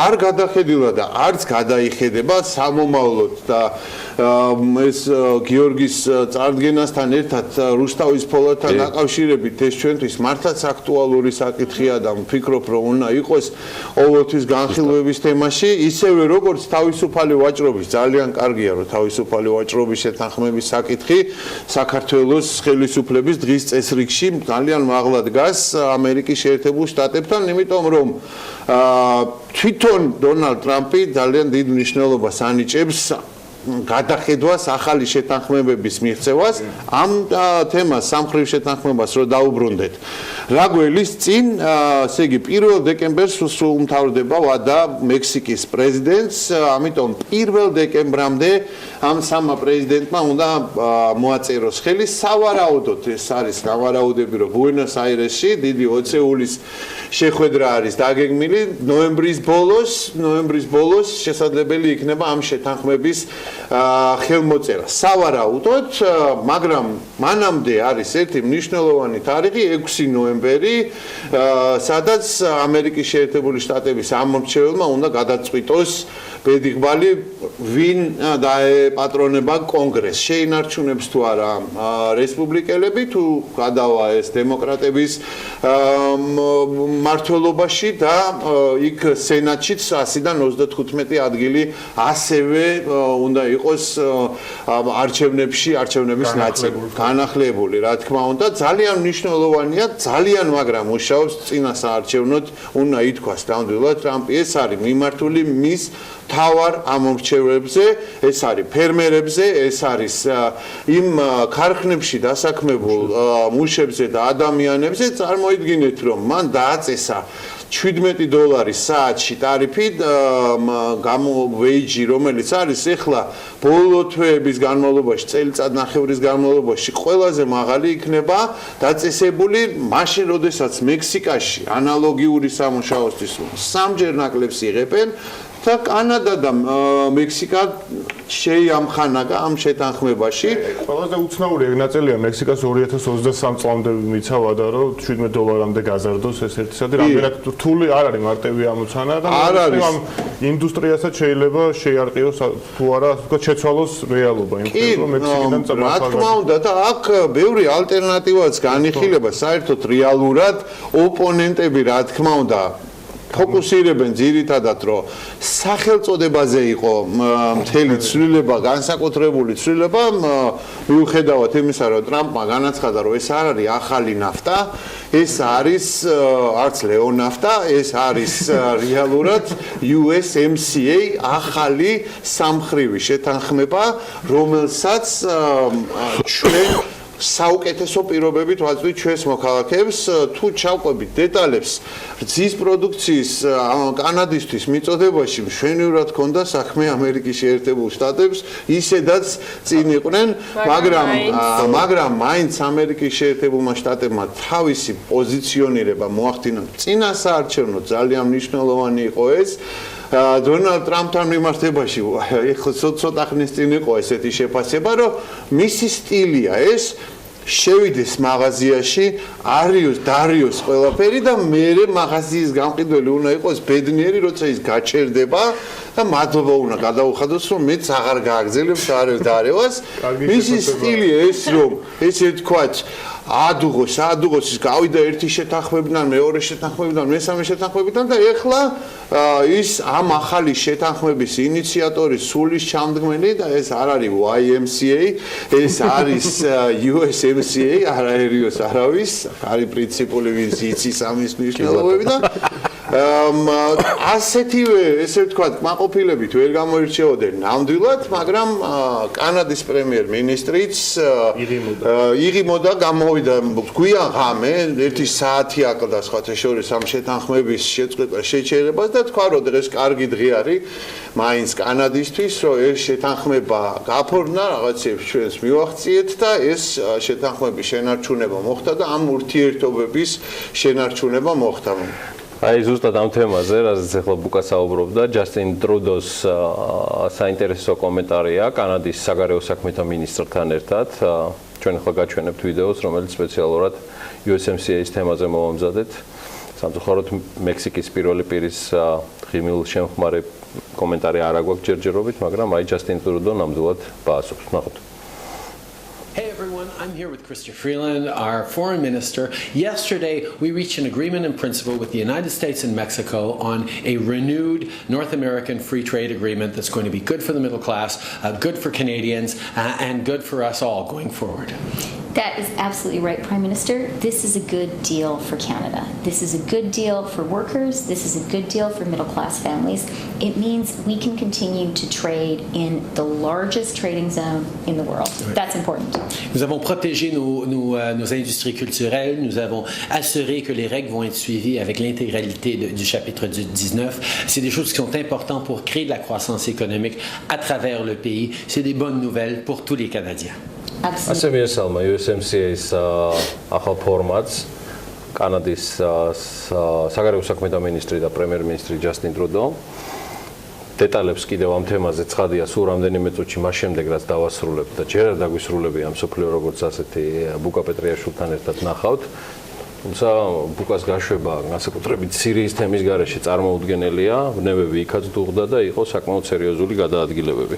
ნამდვილად ერთი წამით ანუ ვიდრე გადავინაცვლებ სირიაში მე ერთი რაღაც მინდა ვთქვა რომ რა თქმა უნდა ეს ყველაფერი არის მოთელვა იმასთან შედარებით რაც ხდება ჩინეთთან მიმართებაში. მთავარი ბატალია, მთავარი ბრძოლა მაინც ვითარდება ჩინეთთან მიმართებაში და კრისტიან ლაგარდმა IMF-ის ხელმძღვანელმა პირმა, უმაღლესმა ხელმძღვანელმა პირმა პირდაპირ განაცხადა, რომ უკვე წვიმის წვეთები წამოვიდა ეს ქუხილი პირველ წვიმის წვეთებში და ეს თუ არ დარეგულირდა ჩინეთსა და ამერიკის შეერთებულ შტატებს შორის ურთიერთობები 2020 წლისთვის რეალურად გარდაუვალი იქნება სერიოზული კრიზისი და ეს იქნება ერთ-ერთი გამომწვევი ფაქტორი ეკონომიკური, მსოფლიო ეკონომიკური ზრდის შეჩერების და შესაბამისად კრიზისის გამოწვევის.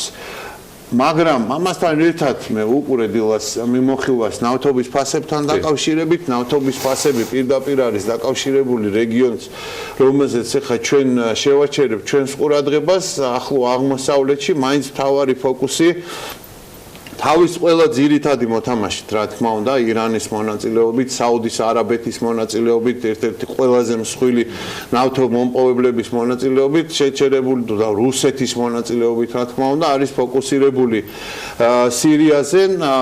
რუსეთის თავდაცვის მინისტრმა შოიგუმ უპატაკა თავის უმაღლეს თავარსარდალს, რომ ეს სამასის სისტემის რაკეტები, სარაკეტო სისტემა, საერთაშორისო თავდაცვის სისტემა უკვე დისლოცირებული არის სირიის ტერიტორიაზე. ეს ძალიან მნიშვნელოვნად შეზღუდავს როგორც თქვათ ჩვენი მოკავშირეების, ევროპელების, ამერიკელების საჰაერო სივრცეს ხურავს ფაქტიურად, ისე ისრაელის მიერ ეპიზოდურ, ესე ვთქვათ, შეტევით მოქმედებების განხორციელებას. ეს იცით თქვენ რომ გამოიწვია ასეთი ტექნიკის შეტანა და შეყვანა გამოიწვია იმ ფაქტმა, რომ ჩამოგდებული იქნა რუსული სადაზვერვო თვითმფრინავი Il-20 რუსების მიერვე მართვადი სირიელი სამხედროების ხრიდან ამის შესახებ და დაბრალდა ისრაელს. ისრაელმა მიცა შესაბამისი განმარტებები, რა თქმა უნდა, არ დაიზარეს, ჩავიდნენ მოსკოვში, მაგრამ როგორც ეს არის დიდი ტრახის სამზადისის ბლოკში, შეგიძლიათ Forbes-ზე იხილოთ, იქ არის მაინც ეს სიჯიუტე, ეს მზაობა, რომ ყველაფერი დაბრალონ სხვას. ამასობაში რეალურად ძალაში უკვე შედის თურქეთსა და რუსეთს შორის მიღწეული შეთანხმება, იდლიბის შეთანხმება, სადაც უნდა მოხდეს, ასე ვთქვათ, პროთურქული ოპოზიციური ძალების პოზიციებიდან გაყვანა არის ცალკეული მონაცემები, რომ ეს ძალების მოძრაობა უკვე დაიწყო და ტოვებენ ტერიტორიას და არეალს, თუმცა თვითონ ამ ორგანიზაციის ლიდერები არ ადასტურებენ. კიდევ ამასობაში ირანმა საპასუხოდ აჰვაზში მომხდარი ტერორისტული თავდასხმისა, როდესაც პარადის დროს 45 კაცი თუ არ ვცდები იქნა მოკლული და დაშავებული ტერორისტების თავდასხმის დროს თავდაპირველად ირანი პირდაპირ იშოვდა ხელს საუდის არაბეთისკენ და ამერიკის შეერთებული შტატებისკენ, ეხლა კი მან განახორციელა გუშინ წინ განახორციელა საჰაერო თავდასხმა ISIS-ის, დაეშის ტერორისტული ორგანიზაციის სირია, ერაყის საზღვართან ახლო მხარე პოზიციებზე და ამით რეალურად კიდევ უფრო მეტი გაურკვევლობა და დაბნეულობა შეიტანა ამ საკითხში, რომ ანუ ეს იღებს ხსნის ამ პასუხისმგებლობას საუდის არაბეთის მხრიდან თუ არა. მოკლედ, აქ ყველაფერი ერთობლიობაში არის ძალიან სერიოზული საფრთხის მატარებელი რეგიონისთვის ჰუმანიტარული კატასტროფის თვალსაზრისით, მაგრამ ასევე პირდაპირ ბმაში არის მაინც ეკონომიკასთან პირდაპირ ბმაში არის ფასებთან უკვე არის გარკვეული მოსაზრებები, რომ თვითონ ტრამპიც ამ სანქციების შემოღებით ირანისთვის, ამ ტემპერატურის აწევით და მხოლოდ ისრაელის ხარდაჭერით რეალურად ყველაფერს აკეთებს იმისათვის, რომ ეს ფასები, ნავთობზე ფასები გაიზარდოს და $100 ფარგლებში ავიდეს ფასები მაშინ, როდესაც პრეზიდენტი ტრამპი აცხადებს იყო ამის შესახებაც, რომ პოზიცია მისი ძალიან მკაფიო, რომ ასეთი ფასები მენავთობეთა კარტელმა არ უნდა დაუშვას და უნდა იყოს, რა თქმა უნდა, დაწეული. დიდი მადლობა, ბუკა, ურმესი მადლობა. მადლობა მსოფლიო როგორც ასეთის მორიგით და ძალიან საინტერესო წარდგენისთვის. ჩვენ ახლა გავალთ მოკლე რეკლამაზე. BMG-ს და TV1-ის მაყურებელს ვთხოვ, რომ დარჩეს ჩვენთან კავშირზე, რადგან ზუსტად 10 საათზე პრემიერ-მინისტრის მამუკა ბახტაძის ბრიფინგი დაიწყება, რომელსაც ჩვენ პირდაპირ ეთერში შემოგთავაზებთ, მათ შორის ამის ტრანსლირებას გავაკეთებთ ჩვენ სოციალურ ქსელში, ასე რომ რჩებით პირდაპირ ეთერში და ვაგრძელებთ საქმიანი დილას.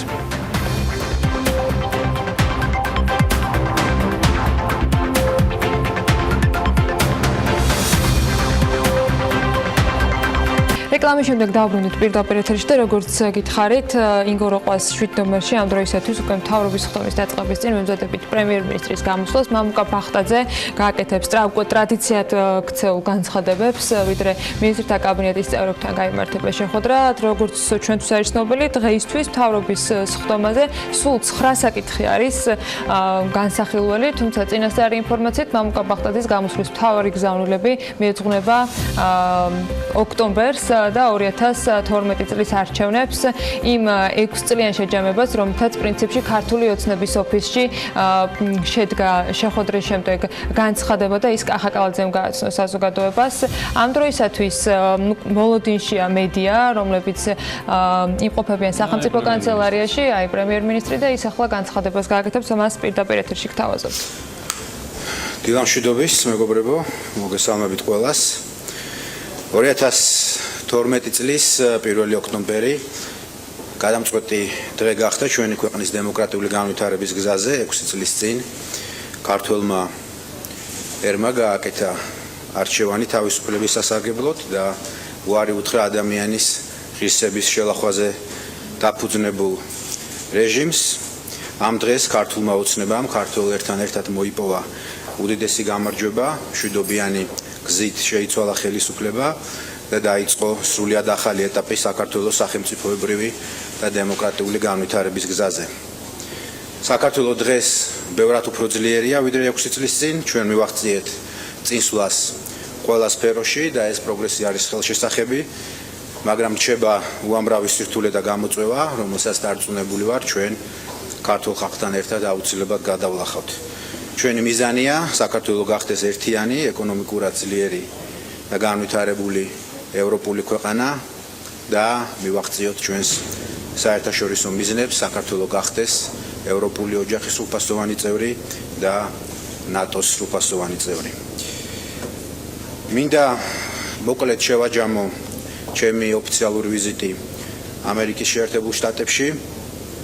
მთავრობის დელეგაციასთან ერთად ეს იყო ჩემი პირველი ოფიციალური ვიზიტი პრემიერ-მინისტრის რანგში, მქონდა მაღალი დონის შეხვედრები თეთრ სახლში და სენატში ჩვენს მეგობრებთან. ყველა შეხვედრაზე იქნა ხაზგასმით ნათქვამი და აღნიშნული, რომ ქართულ-ამერიკული ურთიერთობები არასდროს არ ყოფილა ასეთ მაღალ დონეზე იმ ყველა განზომილებაში, რომელსაც ჩვენს მეგობრებთან ერთად ვანვითარებთ. ამასთან ერთად ჩვენ შევხვდით ყველა მნიშვნელოვან ინსტიტუტს, რომელიც მონაწილეობას იღებს პოლიტიკური გადაწყვეტილების მომზადებაში, საექსპერტო საზოგადოებას და მინდა სრული პასუხისმგებლობით აღვნიშნო, რომ ჩვენ გვაქვს სრული მხარდაჭერა ყველა იმ ინიციატივაში, რომელიც ჩვენ წარვადგინეთ და რომელიც ემსახურება ქართულ-ამერიკული ურთიერთობების კიდევ უფრო გაღრმავებას. ამავე დროს სამუშაო ვიზიტის ფარგლებში ჰქონდა შეხვედრები საერთაშორისო ფინანსურ ორგანიზაციებთან, განვიხილეთ საქართველოში ეკონომიკური ზრდის პერსპექტივები, ჩვენი რეფორმათა პაკეტი, მაკროეკონომიკური სტაბილურობის მიმართულებით მიღწეული პროგრესი, განსაკუთრებით იმის ფონზე, რომ ჩვენს რეგიონში ეკონომიკური турბულენტობა იზრდება. ვისაუბრეთ ძალიან მნიშვნელოვან და ამბიციურ რეფორმაზე, რომელსაც ვახორციელებთ განათლების სექტორში და ადამიანური კაპიტალის განვითარების მნიშვნელობაზე. მსოფლიო ბანკი, ისევე როგორც საერთაშორისო სავალუტო ფონდი ერთად აღნიშნავენ საქართველოს პროგრესს და როგორც რეგიონის ლიდერს, ქვეყანას, რომელიც სრულფასოვნად პასუხობს უმაღლეს ფინანსურ სტანდარტებს. ამასთან ერთად მოხარული ვარ, რომ ჩვენ ვიქნებით ერთ-ერთი პირველი ბენეფიციარი ქვეყანა, რომელიც ადამიანური კაპიტალის განვითარების პროგრამას დანერგავს საქართველოში და შესაბამისად მე მსურს ვისარგებლო შემთხვევით და დიდი მადლობა გადაუხადო ჩვენს მეგობრებს სოფლიო ბანკში, ისევე როგორც საერთაშორისო სავალუტო ფონდში ამ მნიშვნელოვანი მხარდაჭერისთვის. აქვე მინდა აღვნიშნო, რომ ჩვენს რეფორმებს, რომელიც წარვადგინეთ, აქვს სრული მხარდაჭერა, 100%-იანი მხარდაჭერა ყველა მნიშვნელოვანი საერთაშორისო ფინანსური ინსტიტუტისგან. ვიზიტის ფარგლებში ასევე ჩვენ მქონდა ნაყოფიერი შეხვედრები მეგობარი ქვეყნების ლიდერებთან ნიუ-იორკში, ასევე ევროკომისიის პრეზიდენტთან ბატონ ჟან-კლოდ იუნკერთან და ევროკავშირის საგარეო ურთიერთობებისა და უსაფრთხოების პოლიტიკის უმაღლეს წარმომადგენელ ქალბატონ ფედერიკა მოგერინისთან. გაერო სესიის ფარგლებში ასევე საშუალება მქონდა სიტყვით გამოსულიყავი ნელსონ მანდელას მშვიდობის სამიტზე.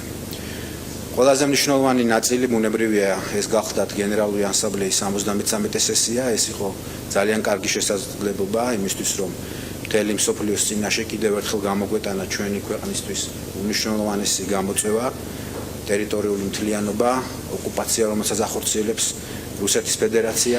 ეს არის ეს იყო მამუკა ბახტაძის ბრიფინგი, მისი მოსმენა თქვენ შეგეძლებათ ჩვენ სოციალურ ქსელში გააგრძელოთ, Facebook Live-ი სახელმწიფო კანცელარიიდან გრძელდება. ჩვენ კი ჩვენს დღის წესრიგს უნდა მივყვეთ და როგორც დაგიანონსეთ, ვისაუბრებთ სიახლეზე, რომელიც სადაზღვევო კომპანიებმა და დაზღვევის ბროკერების, სადაზღვევო ინდუსტრიის მხარდამჭერებმა გაერთიანებით გუშინ გვამცნეს. კავშირის დაზღვევის კავშირის პრეზენტაცია შედგა, როგორც ამ კავშირის დამფუძნებლები ამბობენ დაზღვევის კავშირის სადაზღვევო სექტორის განვითარების ხელშეწყობის და მომხმარებელთა უფლებების დაცვის მიზნით შეიქმნა და მისი მთავარი ამოცანა ჯანსაღი კონკურენციის პრინციპზე დაყრდნობით სადაზღვევო სექტორის ზრდის და განვითარების ხელშეწყობა. ეს კავშირი იმოქმედებს როგორც დარგის განვითარების ხელშემწყობი დამოუკიდებელი ორგანო და მნიშვნელოვნად ამოავსებს იმ ნიშას, რაც დღეს გვაქვს სექტორის ექსპერტული მხარდაჭერის კუთხით, ამბობენ ისინი და აღნიშნავენ, რომ მიუხედავად იმისა, რომ გუშინვე იყო განმარტება, რომ კავშირი არ მოიაზრება სადაზღვევო ასოციაციების ალტერნატივად, სწორედ ამ კითხვაზე პასუხიც მიღებით დავიწყობ სტუმრებთან ერთად სტუდიაში საუბარს. დღეს კი მოპასუხეები არიან უნისონის გენერალური დირექტორი ვასილ ახრახაძე და სოფიო ლებანიძე, PSP-ს დაზღვევის გენერალური დირექტორი. მოგესალმებით, მადლობა იმით, რომ ხართ ჩვენთან ერთად. და როგორც დავანონსე, პირველი კითხვა ეს მექნება, რატომ არ უნდა აღვიქვათ ალტერნატივად კავშირის დაზღვევა, რომელიც გუშინ გააცანეთ საზოგადოებას? დილა მშვიდობის, დიდი მადლობა კიდევ ერთხელ მოწვევისთვის. თემა მნიშვნელოვანი და აქტუალურია, რამდენადაც დაზღვევა ძალიან მზარდი დარგია და ქვეყნის ეკონომიკისთვის ამას ძალიან დიდი მნიშვნელობა აქვს. რაც შეეხება თქვენს კითხვას, ალტერნატივა არ არის ერთი მარტივი მიზეზის გამო. ეს კავშირი აერთიანებს არა მხოლოდ სადაზღვევო კომპანიებს, არამედ დაზღვევის სფეროში მოღვაწე ბროკერებს. ეს არის მნიშვნელოვანი განმასხვავებელი. არ შეიძლება ასოციაციაში ყოფილიყო რაიმე ფორმით ამის თქვათ თუნდაც ბროკერებს ხო რაღაცა ფორმით თანამშრომლობა და რატომ გადაწყდა რა დატვირთვას ძენს ეს ყველაფერი ასეთ ცალკე ინსტიტუცია წარმოადგენას? პირველ რიგში ალბათ უფრო ეს არსებული ასე ვთქვათ ბატონი დევი ხეჩინაშვილის ასოციაცია, როდესაც შეიქმნა, მაშინ თავდაპირველად იყო განსაზღვრული ამ ასოციაციის მიზანი და ამოცანა, იქ არ იყო ეს მიზანი განსაზღვრული, რომ ბროკერებიც ყოფილიყვნენ ამ გაერთიანებაში შესულები, მაგრამ ჩვენ როდესაც გავერთიანდით ამ მიზნის გარშემო, ჩვენი შინაარსი სწორედ ეს იყო, რომ არ ყოფილიყო მხოლოდ სადაზღვევო კომპანიების, როგორც ამ კონკრეტული ბიზნეს სუბიექტების ინტერესები გათვალისწინებული და ბროკერების შემოერთება ამ კავშირში ეფუძნება იმას, რომ როგორც თქვენ უკვე ბრძანეთ, ჩვენი მიზანი არის კონკურენციის ხელშეწყობა, ჯანსაღი კონკურენციის ხელშეწყობა ბუნებრივია, მომხმარებელთა უფლებები, ზოგადად უფრო პროაქტიული ქმედებები დაზღვევის ბაზრის განვითარების, რაშიც რა თქმა უნდა, არა მხოლოდ სადაზღვევო კომპანიებს აქვს მნიშვნელოვანი როლი, არამედ ძალიან ფუძემდებლურად, ასე ვთქვათ, გამოხატული ინტერესი გააჩნიათ სადაზღვევო ბროკერებს. ვასილ ახრახაძესთან ვინაცვლებთ კითხვით, იგი კომპანია უნისონის გენერალური დირექტორია, არც მანამდე გვაკლებდა და მიხარია ზოგადად მისი და უნისონის ესეთი გააქტიურება მედია სივრცეში, განცხადებებს გარკვეულ პრობლემატურ დეტალებზე, რომელიც ბაზარზე არსებობს, თუმცა ამან უკვე ორგანიზებული სახე მიიღო. ერთადერთ რასაც სოფოს ინტროს და შესავალს დავამატებდი და ჩვენ პირადად მედიას ძალიან გვახარებს, რომ ექსპერტული ველი სავარაუდოდ ძალიან გაიშლება, იქნება ახალი სპიკერები და მე როგორც ვთქვი, თემატიკა არ არის მხოლოდ დაზღვევა. აბსოლუტურად გეთახებით, ჩვენ სწორედ გვინდა რომ მოვახერხოთ ქვეყნის განვითარებასთან ერთად დაზღვევის დარგში დავნერგოთ ის საუკეთესო საერთაშორისო პრაქტიკა, რომელიც არსებობს, ამისთვის ძალიან მნიშვნელოვანი არის ეს უცხოური ექსპერტების ჩართულობაც და მათი გამოყენებაც, რომ რაც შეიძლება მოკლე პერიოდში მივიღოთ ეს ეფექტი. მოგეხსენებათ, რომ ჩვენ მაკროეკონომიკური პარამეტრებით მნიშვნელოვნად დაზღვევა, მნიშვნელოვნად ჩამოვრჩებით იმ სასურველ ნიშნულს, რომელიც უნდა გვეკავოს, ეს თუნდაც ჩვენს რეგიონში ან მეზობელ ქვეყნებთან, აღმოსავლეთ ევროპის ქვეყნებთან მიმართებაში რომ ავიღოთ, დაახლოებით 2-ჯერ 3-ჯერ გვაქვს ჩამორჩენა, რაც ფიქრობთ, რომ აუცილებლად ამოსავსები გვაქვს და ამისთვის პირველ რიგში ისევ და ისევ აუცილებელი არის საკანონმდებლო ბაზის სრულყოფა, ამ საერთაშორისო გამოცდილებაზე დაყრდნობით, რომელიც მოგვცემს საშუალებას გადავწყვიტოთ დღეს დარგში არსებული ეს პრობლემები, რომელიც არის ერთი მხრივ როგორც კონკურენციის შეზღუდვით, მეორე მხრივ იმითი რომ დღეს არსებული იგივე სახელმწიფო პროგრამები, სავალდებულო დაზღვევის სახეობები, რომლებიც დღეს არის, რომ ისინი კიდევ უფრო მეტად ეფექტურად იყოს განვითარებული და ჩამოყალიბებული და მოგვცეს ამას საშუალება, ერთი მხრივ რომ მოვერგოთ მაქსიმალურად სახელმწიფოს ინტერესებს, დავზოგოთ ბიუჯეტი, გამოვიყენოთ დაზღვევის პოტენციალი მაქსიმალურად და მეორე მხრივ ვიყოთ რაც შეიძლება მეტად ორიენტირებული მომხმარებლებზე, მომხმარებლების თავისუფალ არჩევანზე და ჯანსაღი კონკურენციის პრინციპებზე დაყრდნობით შევთავაზოთ მას საუკეთესო სერვისი. ახლაც ახსენეთ და გუშინ პრეზენტაციას ნახსენები იყო ის საკანონმდებლო თქვათ ხარვეზები, რომელიც გინდათ რომ გაუმჯობესებული იყოს. გეგმაში თუ გაქვთ უკვე წარმოდგენილი პირველი ინიციატივა, რაზეც გაერთიანება დაიწყებს მუშაობას და რაზეც იქნება ეს ინიცირება უკვე პარლამენტთან წარდგენილი. ძირითადი მიმართულებები რა არის, ესა საინტერესო ალბათ ამ საკანონმდებლო ნაწილში. პრობლემები და მიმართულებები ბევრია, რა თქმა უნდა კონკრეტული სამოქმედო გეგმა გვაქვს. ერთ-ერთი პირველი შეიძლება ასე ვთქვათ, ერთ-ერთი პირველი ინიციატივა, ალბათ სწორი შეკითხვა იყო, იქნება ის, რომ ჩვენ გვინდა რომ აქტიურად ჩავერთოთ კონკურენციის კანონის გავრცელებაზე მათ შორის საბანკო სექტორზე, რომელიც მოიცავს ასევე საფინანსო სექტორს და დაზღვევა არ დარჩება გამონაკლისი იმ ნაწილში, რომ არაპროფილური აქტივების პირდაპირ ინვესტირება ბანკების მიერ სადაზღვეო სექტორში მოხდეს, ასე ვთქვათ, უაპელაციოდ. არამედ ჩვენ გვინდა რომ ანალოგიურად სხვა სექტორებისა მოხდეს ამ კანონის გავრცელება მათ შორის სადაზღვეო სექტორზე, რაც მოგვცემს იმის საშუალებას, რომ ერთი მხრივ შევაჩეროთ ის ბანკების ექსპანსია, პირდაპირ ექსპანსიას მე ასე ვიტყოდი მაინც დაზღვევის სექტორში და მეორე მხრივ ვიცეთ თავისუფალი არჩევანი მომხმარებელს, რომელსაც დღეს სამწუხაროდ მეტ ნაწილში შეზღუდვა აქვს ამ მხრივ. ზედამხედველობის თემა თუ იქნება ამ საკანონმდებლო აქტიურობის ნაწილში თქვენი ინტერესის საგანი და ამ შემთხვევაში თუ არა ასოციაციის პოზიცია, იგივე მის უკან ეროვნულ ბანკში დაბრუნებასთან დაკავშირებით თქვენს პოზიციას?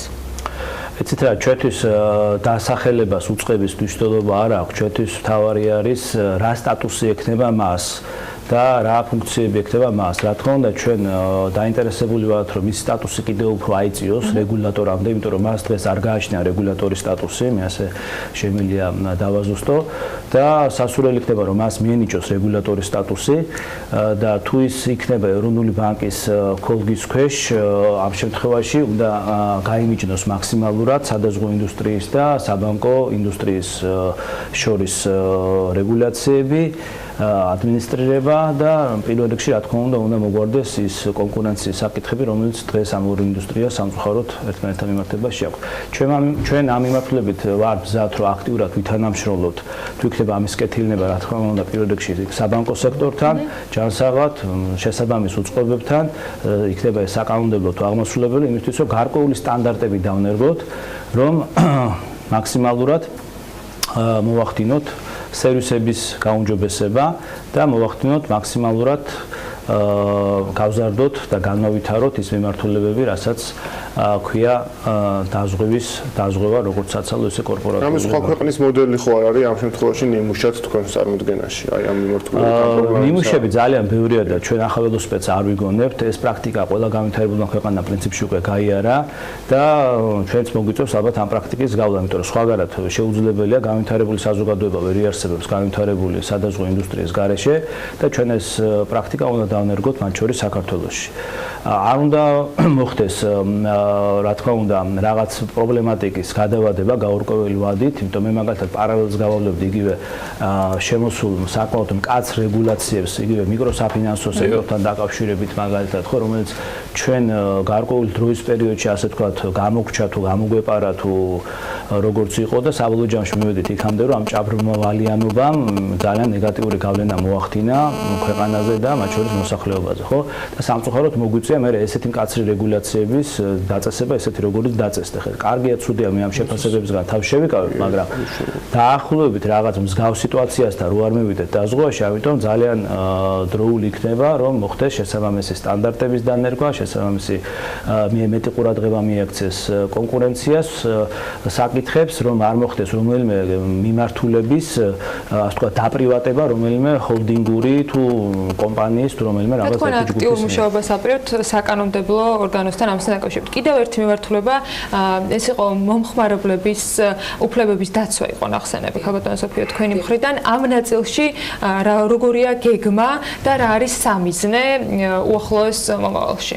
კავშირის მთავარი ამოცანა, რაც ჩვენ გუშინ განვაცხადეთ, ეს არის ეფექტური კომუნიკაციის ჩამოყალიბება აღმასრულებელ და საკანონმდებლო ხელისუფლებასთან, რომელიც შეძლებს ჯანსაღი კონკურენციის პირობების ჩამოყალიბებას. რაც კლიენტებისთვის თავისთავად უკვე რაც თანმიმდევრულად აისახება, რა თქმა უნდა, მომხმარებლის უფლებებზე.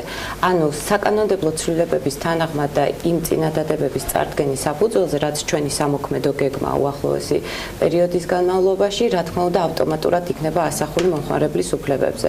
რამდენადაც ჩვენი მიზანი არის, რომ დაზღვევა გახდეს მეტად ხელმისაწვდომი და ხელმისაწვდომობაში იგულისხმება არა მხოლოდ ფიზიკური ხელმისაწვდომობა, რომ ადამიანს შეძლოს თავისუფლად მისთვის სასურველი სადაზღვეო პროდუქტების შეძენა, არამედ აქ მთავარი არის ფინანსური ხელმისაწვდომობის ნაწილი და კონკურენციის პირობებში, რა თქმა უნდა, ფინანსური ხელმისაწვდომობა ავტომატურად ნიშნავს მომხმარებლების უფლებების დაცვას სადაზღვეო სერვისებზე ხელმისაწვდომობის თვალსაზრისით. სულ რამდენად ამოწურულია თემა არაპროფილური აქტივებისა, რომელიც სადაზღვეო ინდუსტრიისთვისაც იყო თქმეული, აქ მხოლოდ რეგულატორის თემა არ არის და მე არ გულისხმობ მხოლოდ ბანკების და სადაზღვეო კომპანიების ჭრილში, გულისხმობ სხვადასხვა ინდუსტრიების, რომელიც შეიძლება იყოს ჩართული რიტეილი, სამედიცინო სექტორი და ამდაგვარი.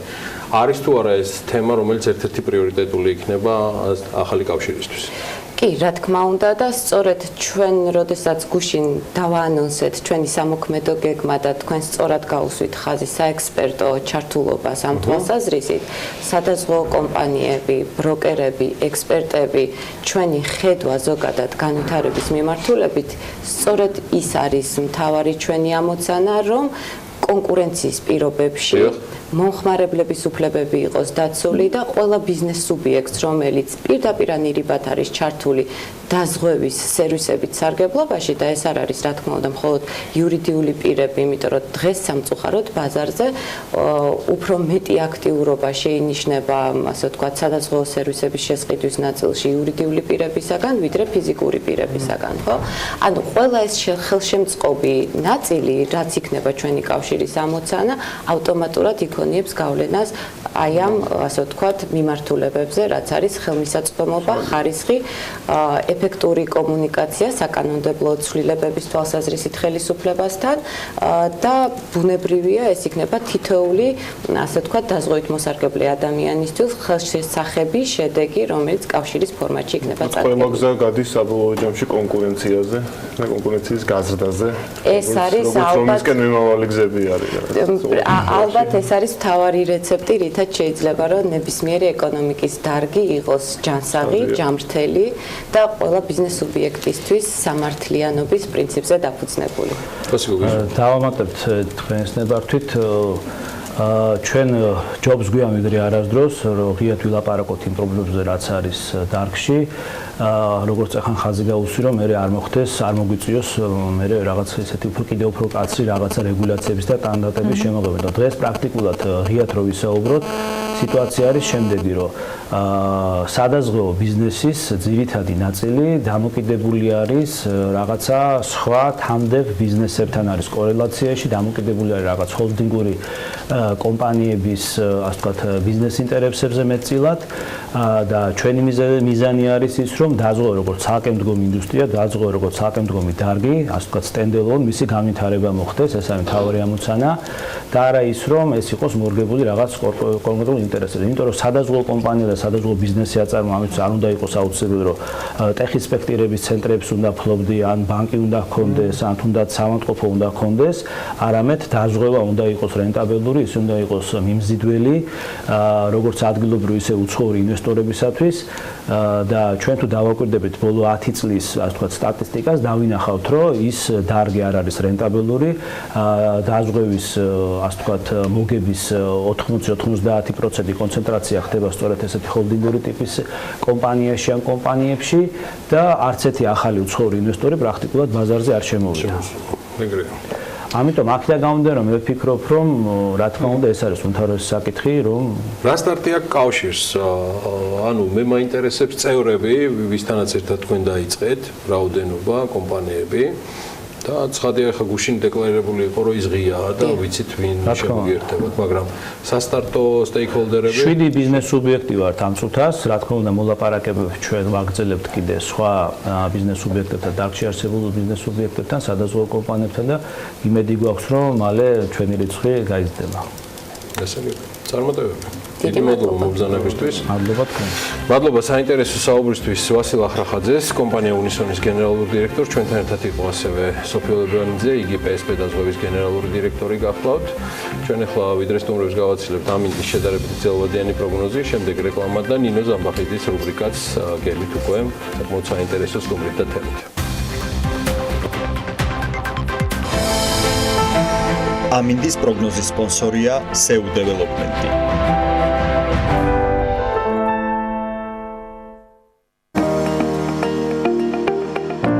ამინდის პროგნოზის სპონსორია სადაზღვევო კომპანია უნისონი.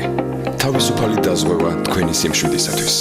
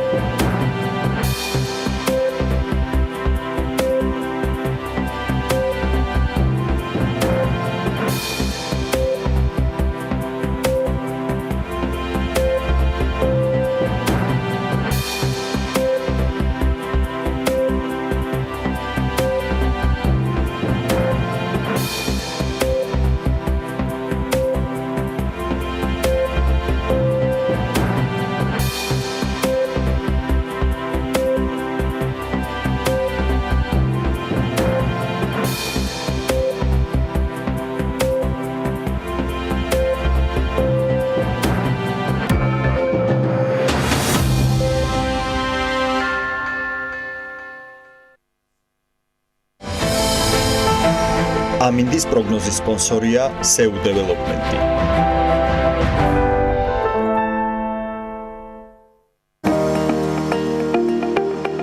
ამინდის პროგნოზის სპონსორია სადაზღვევო კომპანია უნისონი. თავისუფალი დაზღვევა თქვენი სიმშვიდისათვის.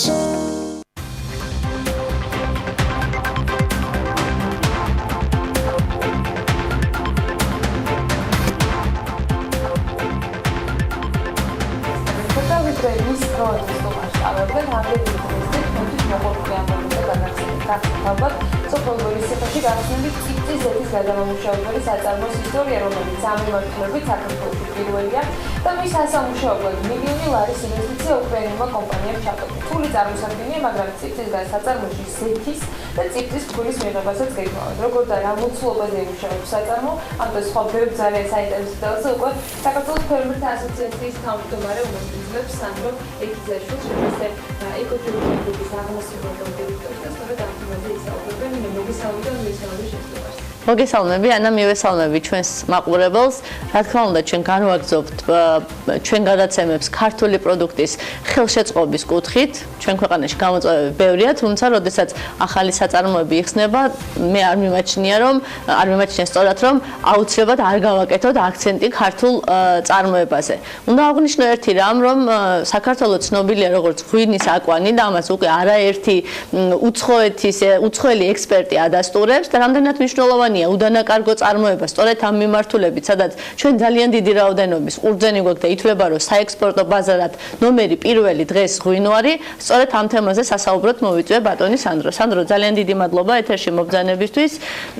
პრინციპში მოკლე მიმოხილვა კი გავაკეთეთ, რატომ ესე ვთქვათ წიბწა, იმიტომ რომ ბევრი ესე ვთქვათ ნარჩენი გვაქვს ყურძნის ჭაჭის. თუმცა ძალიან მნიშვნელოვანია თქვენეული ხედვა და აქვე ხაზი უნდა გაუსვა, ძალიან მნიშვნელოვანია ის, რომ ეს საწარმო მხოლოდ თქვენი ინვესტირებით მოხდა, თქვენი და თქვენი უცხოელი პარტნიორების და აქ არანაირი საგრანტო კონკურსში მონაწილეობა არ ყოფილა, რაც ძალიან დასაფასებელია და იმედს ვიტოვებ, რომ თუ დაგჭირდებათ თანხა, შემდეგ უკვე გაფართოებაში გამოიყენებთ. რატო გადაწყვეტეთ, რომ აი სწორედ წიბწის ზეთი გეწარმოებინეთ? მოგესალმებით, მადლობას გიხდით გადაცემაში მოწვევისთვის.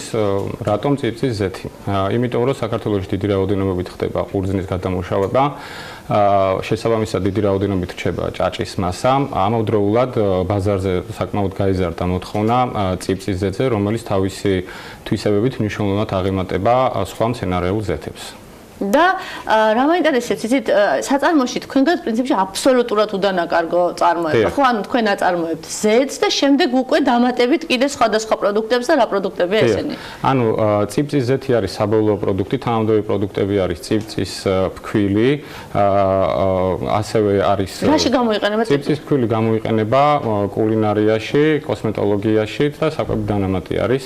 ასევე ვაწარმოებთ კომბინირებული საკვების საბაზისო ნაწილს და ასევე ვაწარმოებთ სასუქს. ანუ პირუტყვსაც პირუტყვის და რა პროდუქტიულობას მატებს უფრო ვთქვათ უფრო მაღალკალორიული არის პროტეინებით არის ალბათ პროტეინებით უფრო მაღალი კალორიულია ვიდრე ვთქვათ სიმინდის მარცვალი ან ქერის მარცვალი. დღეს ბაზარი საკმაოდ გაჯერებულია წიბწის ზეთით, იმიტომ რომ მე ვიცი რამოდენიმე მსხვილი კომპანია, თვითონ ღვინის მწარმოებელი კომპანია აწარმოებს წიბწას. როგორია თქვენი კონკურენტუნარიანი გარემო? ანუ თქვენ ფიქრობთ, რომ ადგილზე მოახდინოთ ამ პროდუქტის რეალიზება თუ მხოლოდ საექსპორტო ნიშა გაქვთ აღებული? დიახ. ჩვენ ამ წელს ვაპირებთ 3000 ტონა ჭაჭის გადამუშავებას, საიდანაც გვინდა რომ ვაწარმოოთ დაახლოებით 50 ტონა წიბწის ზეთი. პროდუქცია იქნება მთლიანად საექსპორტო. ადგილობრივ ბაზარზე მართლაც აწარმოებს რამდენიმე ღვინის კომპანია წიბწის ზეთს, მაგრამ მათი პროფილური ბიზნესი ეს არ არის და შესაბამისად მათ ჩვენს კონკურენტებად ვერ მოვიაზროთ. როგორც თქვენ ბრძანეთ, რომ იგივე პირუტყვის საკვების საწარმოებისთვის შესაძლებელია თქვენი პროდუქტი იყოს შეძენილი, ასევე ბიოსასუქიც გამოდის ამ ნაწილში, ხო? ესეც საექსპორტო ბაზარია თუ თქვათ აი აქ ამ ნაწილში ფერმერებს შეუძლიათ რომ შეიძინონ და აპირებთ რა თქვათ იგივე მაღაზიის გახსნა, სადაც მათ შეუძლიათ რომ მოვიდნენ და თქვათ ესეც საინტერესო პროდუქტი შეიძინონ. დიახ, მოგახსენებთ, ან ჩვენი საექსპორტო პროდუქტი ძირითადად არის წიფცის ზეთი, რომელიც ექსპორტზე უნდა გავიდეს. დანარჩენ პროდუქტს ვაპირებთ, რომ ადგილობრივ ბაზარზე მოვახდინოთ მისი რეალიზაცია. ესეთი შეკითხვა მაქვს ბატონო სანდრო, რეალურად რა პრობლემას აწყდებით როგორც ბიზნესი? მე მესმის რომ თქვენ დამწყები ხართ, მაგრამ ასე ვთქვათ, დაწყება ბიზნესის არ ნიშნავს, რომ სიღრმისეულად არ ახარ ჩასული იმ გამოწვევებში, რაც რეალურად დღეს შეიძლება თქვენ წინაშე დადგეს. პირველი შეკითხვა ალბათ რაც მომდის თავში აზრად, როგორ ხორციელდება ხარისხის კონტროლი, იმიტომ რომ თქვენ სხვადასხვა საწარმოებიდან ყიდულობთ ჭაჭის მასას და ვთქვათ იგივე ერთი სხვა შხამქიმიკატი და პესტიციდით წამლავს, მეორე სხვითი, როგორ ხდება ამისი დაბალანსება, იმიტომ რომ პრინციპში შეიძლება რომ თქვენ საბოლოო პროდუქტს რომელსაც მიიღებთ ხარისხიანი რომელიმე არაწესიერი ფერმერის ან არ ვიცი და ვარქვათ საწარმოს მიერ შეიძლება იყოს დაწუნებული, იმიტომ რომ თქვათ აღემატებოდეს რაღაცა მეტი შხამქიმიკატი იყოს ან რაღაც აღემატებოდეს, იმიტომ რომ არ ვიცი ხა არ არის ეს წიბწა ჩემი სფერო, თუმცა გამიგია რომ სწორად წიბწაში იყრის თავს ყველაფერი და როდესაც გადამუშავება ხდება ძალიან სწორად არის შესარჩევი ვისგან იძენთ აი ამ ჭაჭის მასას. თუ სწორად ვიცი. კი ბატონო, მოგახსენებთ ამასთან დაკავშირებით, ანუ მიღებული ჭაჭის მასიდან გამოცალკავებულ წიბწას ჩვენ თერმულ დამუშავებას ვუკეთებთ, რაც გამორიცხავს მასში მავნე ნივთიერებების არსებობას. ყველა ეტაპზე, ანუ ამ ციკლის განმავლობაში ხდება ლაბორატორიული სინჯების აღება და ანალიზების გაკეთება, მართლაც ბრძანებთ სხვადასხვა მეწარმისგან მოტანილი, სხვადასხვა ღვინის ქარხნისგან მოტანილი ჭაჭას სხვადასხვა თვისებებით შეიძლება გამოირჩეოდეს, რაც საბოლოო პროდუქტზე მოახდენს გავლენას. აქედან გამომდინარე, ჩვენ გვაქვს ხარისხობრივი განსხვავებები ჩვენს პროდუქციაში, რაც საბოლოოდ ფასეც აისახება. და ეს შეიძლება იყოს ნებისმიერი ჯიშის ჭაჭის მასა, თუ თქვათ აი რაღაცა კონკრეტული გჭირდება, როდესაც ზეც საწარმოებთ. ამ ეტაპზე რკაც-თელის ჯიშის ჭაჭის მასის გადამუშავებას ვახდენთ. და გეგმობთ თუ არა თქვათ დასავლეთში გააკეთოთ საწარმო, თუ მხოლოდ ერთი საწარმოთი გინდა შემოიფარგლოთ და რადგან კახეთი უფრო ვთქვათ აქტიური არის ღვინის კუთხით, მხოლოდ კახეთი არის თქვათ ეხა თქვენი სამიზნეს ჯგუფი. დიახ, მოგახსენებთ, ანუ დაახლოებით საქართველოში ყოველწლიურად 30000 ტონაზე მეტი ჭაჭა რჩებათ ღვინის ქარხნებს. ამ ეტაპზე ჩვენ ვაპირებთ 3000 ტონის გადამუშავებას, 3000 ტონამდე გადამუშავებას. მომავალში, მომავალ წელს ვაპირებთ მოცულობების გაზრდას, რაც თავისთავად მოითხოვს. ანუ საწარმოს წარმატების. დიახ, წარმატების გაზრდა. და ფიქრობთ თუ არა თქვათ იგივე თავი თქვენი ვენახები გააშენოთ და თქვენ იმიტომ რომ ძალიან ბევრი პრობლემა არის ხა ამას ძალიან გულწრფელად უნდა ვისაუბროთ, ოდესაც იგივე ჩაბარება ხდება ან რაღაც შეიძლება უბრალოდ ვერ შედგეს შეთანხმება, ხო, მეწარმეებს შორის, ამას შესაძლოა რომ თქვენი თქვათ პროცესი შეაფერხოს. გეგმავთ თუ არა თქვენი ვენახი რომ გააშენოთ, იმიტომ რომ ძალიან ბევრი პრაქტიკა იყო, ჩემი მაგალითად ესეთი იყო, რომ თავიდან ძეს ვიბარებდი და ბოლოს ფერმის გაკეთება მომიწია. ანუ თქვენც აი ამ მიმართულებით აპირებთ თუ არა რაიმე მედიცინა ბიჭის გარკვეული პროექტი ამ მიმართულებით მუშაობ და არ არის გამორიცხული, რომ ახლოს მომავალში ეს მიმართულებას დავიმატოთ. და ბოლოს ალბათ მაყურებლისთვის უფრო ცხადი რომ გავხადოთ, რა თვისებები შეიძლება განვასხვაოთ წიბწის ზეთი, იმიტომ რომ მე უცხოეთში ძალიან ხშირად ხვდება ხოლმე ესე პირდაპირ ამბობენ, რომ აი როდესაც სალატს მიერთმევთ, ყველაზე კარგი არის თუ მოიხმართ წიბწის ზეთს ან იგივე პურთან ერთად, რომელიც პრინციპში ჩვენთვის ახალი კულტურაა, იმიტომ რომ დღეს მაინც ზეითონის ზეთი უფრო ცნობადი არის და სამზარეულოში უფრო ხშირად ზეითონის ზეთი გამოიყენება. აი უბრალოდ ერთი სიტყვით რო უთხრათ მაყურებელს, რამდენად მნიშვნელოვანი, ანუ რა ღირებულების მატარებელი არის და რატომ უნდა შეიძინონ იგივე თქვენი პროდუქტი. მოკლედ მოგახსენებთ, 1 ლიტრი წიფლის ზეთის საწარმოებლად საჭიროა 1 ტონა ყურძნის გადამუშავება. ანუ საკმაოდ ძვირადღირებული პროდუქტია აქედან გამომდინარე. კვებითი ღირებულება მას გაცილებით უფრო მაღალი აქვს, ვიდრე სხვა მცენარეულ ზეთებს, მათ შორის ზეითუნის ზეთსაც, იმიტომ რომ დიდარია ისეთი ელემენტებით, რომელიც სასარგებლოა ადამიანის ჯანმრთელობისთვის. ანა, რაღა დაგვრჩენია, გარდა იმისა, რომ ვუთხრათ ჩვენს მოსახლეობას, რომ შეიძინონ წიფლის ზეთი, რომელიც ძალიან უნიკალური ყოფილა, სიმართლე გითხრათ, მე ხშირად ვაგემოვნებ ხოლმე და მიყვარს, თუმცა ეს ისე ვთქვათ, ფართოდ გავრცელებული არ არის და იქიდან გამომდინარე, რომ თუ გვინდა რომ ასევე ქართულ წარმოებას შევუწყოთ ხელი, თვლი საჭიროთ, რომ ქართული პროდუქტი ჩვენვე შევიძინოთ და შემდეგ გავიტანოთ ევროპულ ბაზარზე. მithumetes სრულიად ჩემთვის სიახლის წარმოადგენდა ის, რომ შესაძლებელი არის რთველი შემდეგ კიდევ სხვა მიმართულებით ყურძნისგან ბევრი საინტერესო პროდუქტის მიღება. წარმატებას უსურვებ Eco Georgian Groups, მისი აღმასრულებელი დირექტორი სანდრო ექიზაშვილი გსტუმრობდა საქმიანი დილის ბოლო ბლოკში ნინო ზამბახიძესთან ერთად. ნინო, შემდეგ 4 შაბათამდე მშვიდობებით, საქმიანი დილას კი ამით ვასრულებთ. მე ბედნიერ დღეს გისურვებთ, წინ გელოდებით გრძელდებათ პირველის დღის ამბები და ცოტა მოგვიანებით ქალების ნარატივი. გიორგისთან ერთად და საქმის კურსის ეთერი ძალიან საინტერესო თემებით და სტუმრებით. ბედნიერი დღე.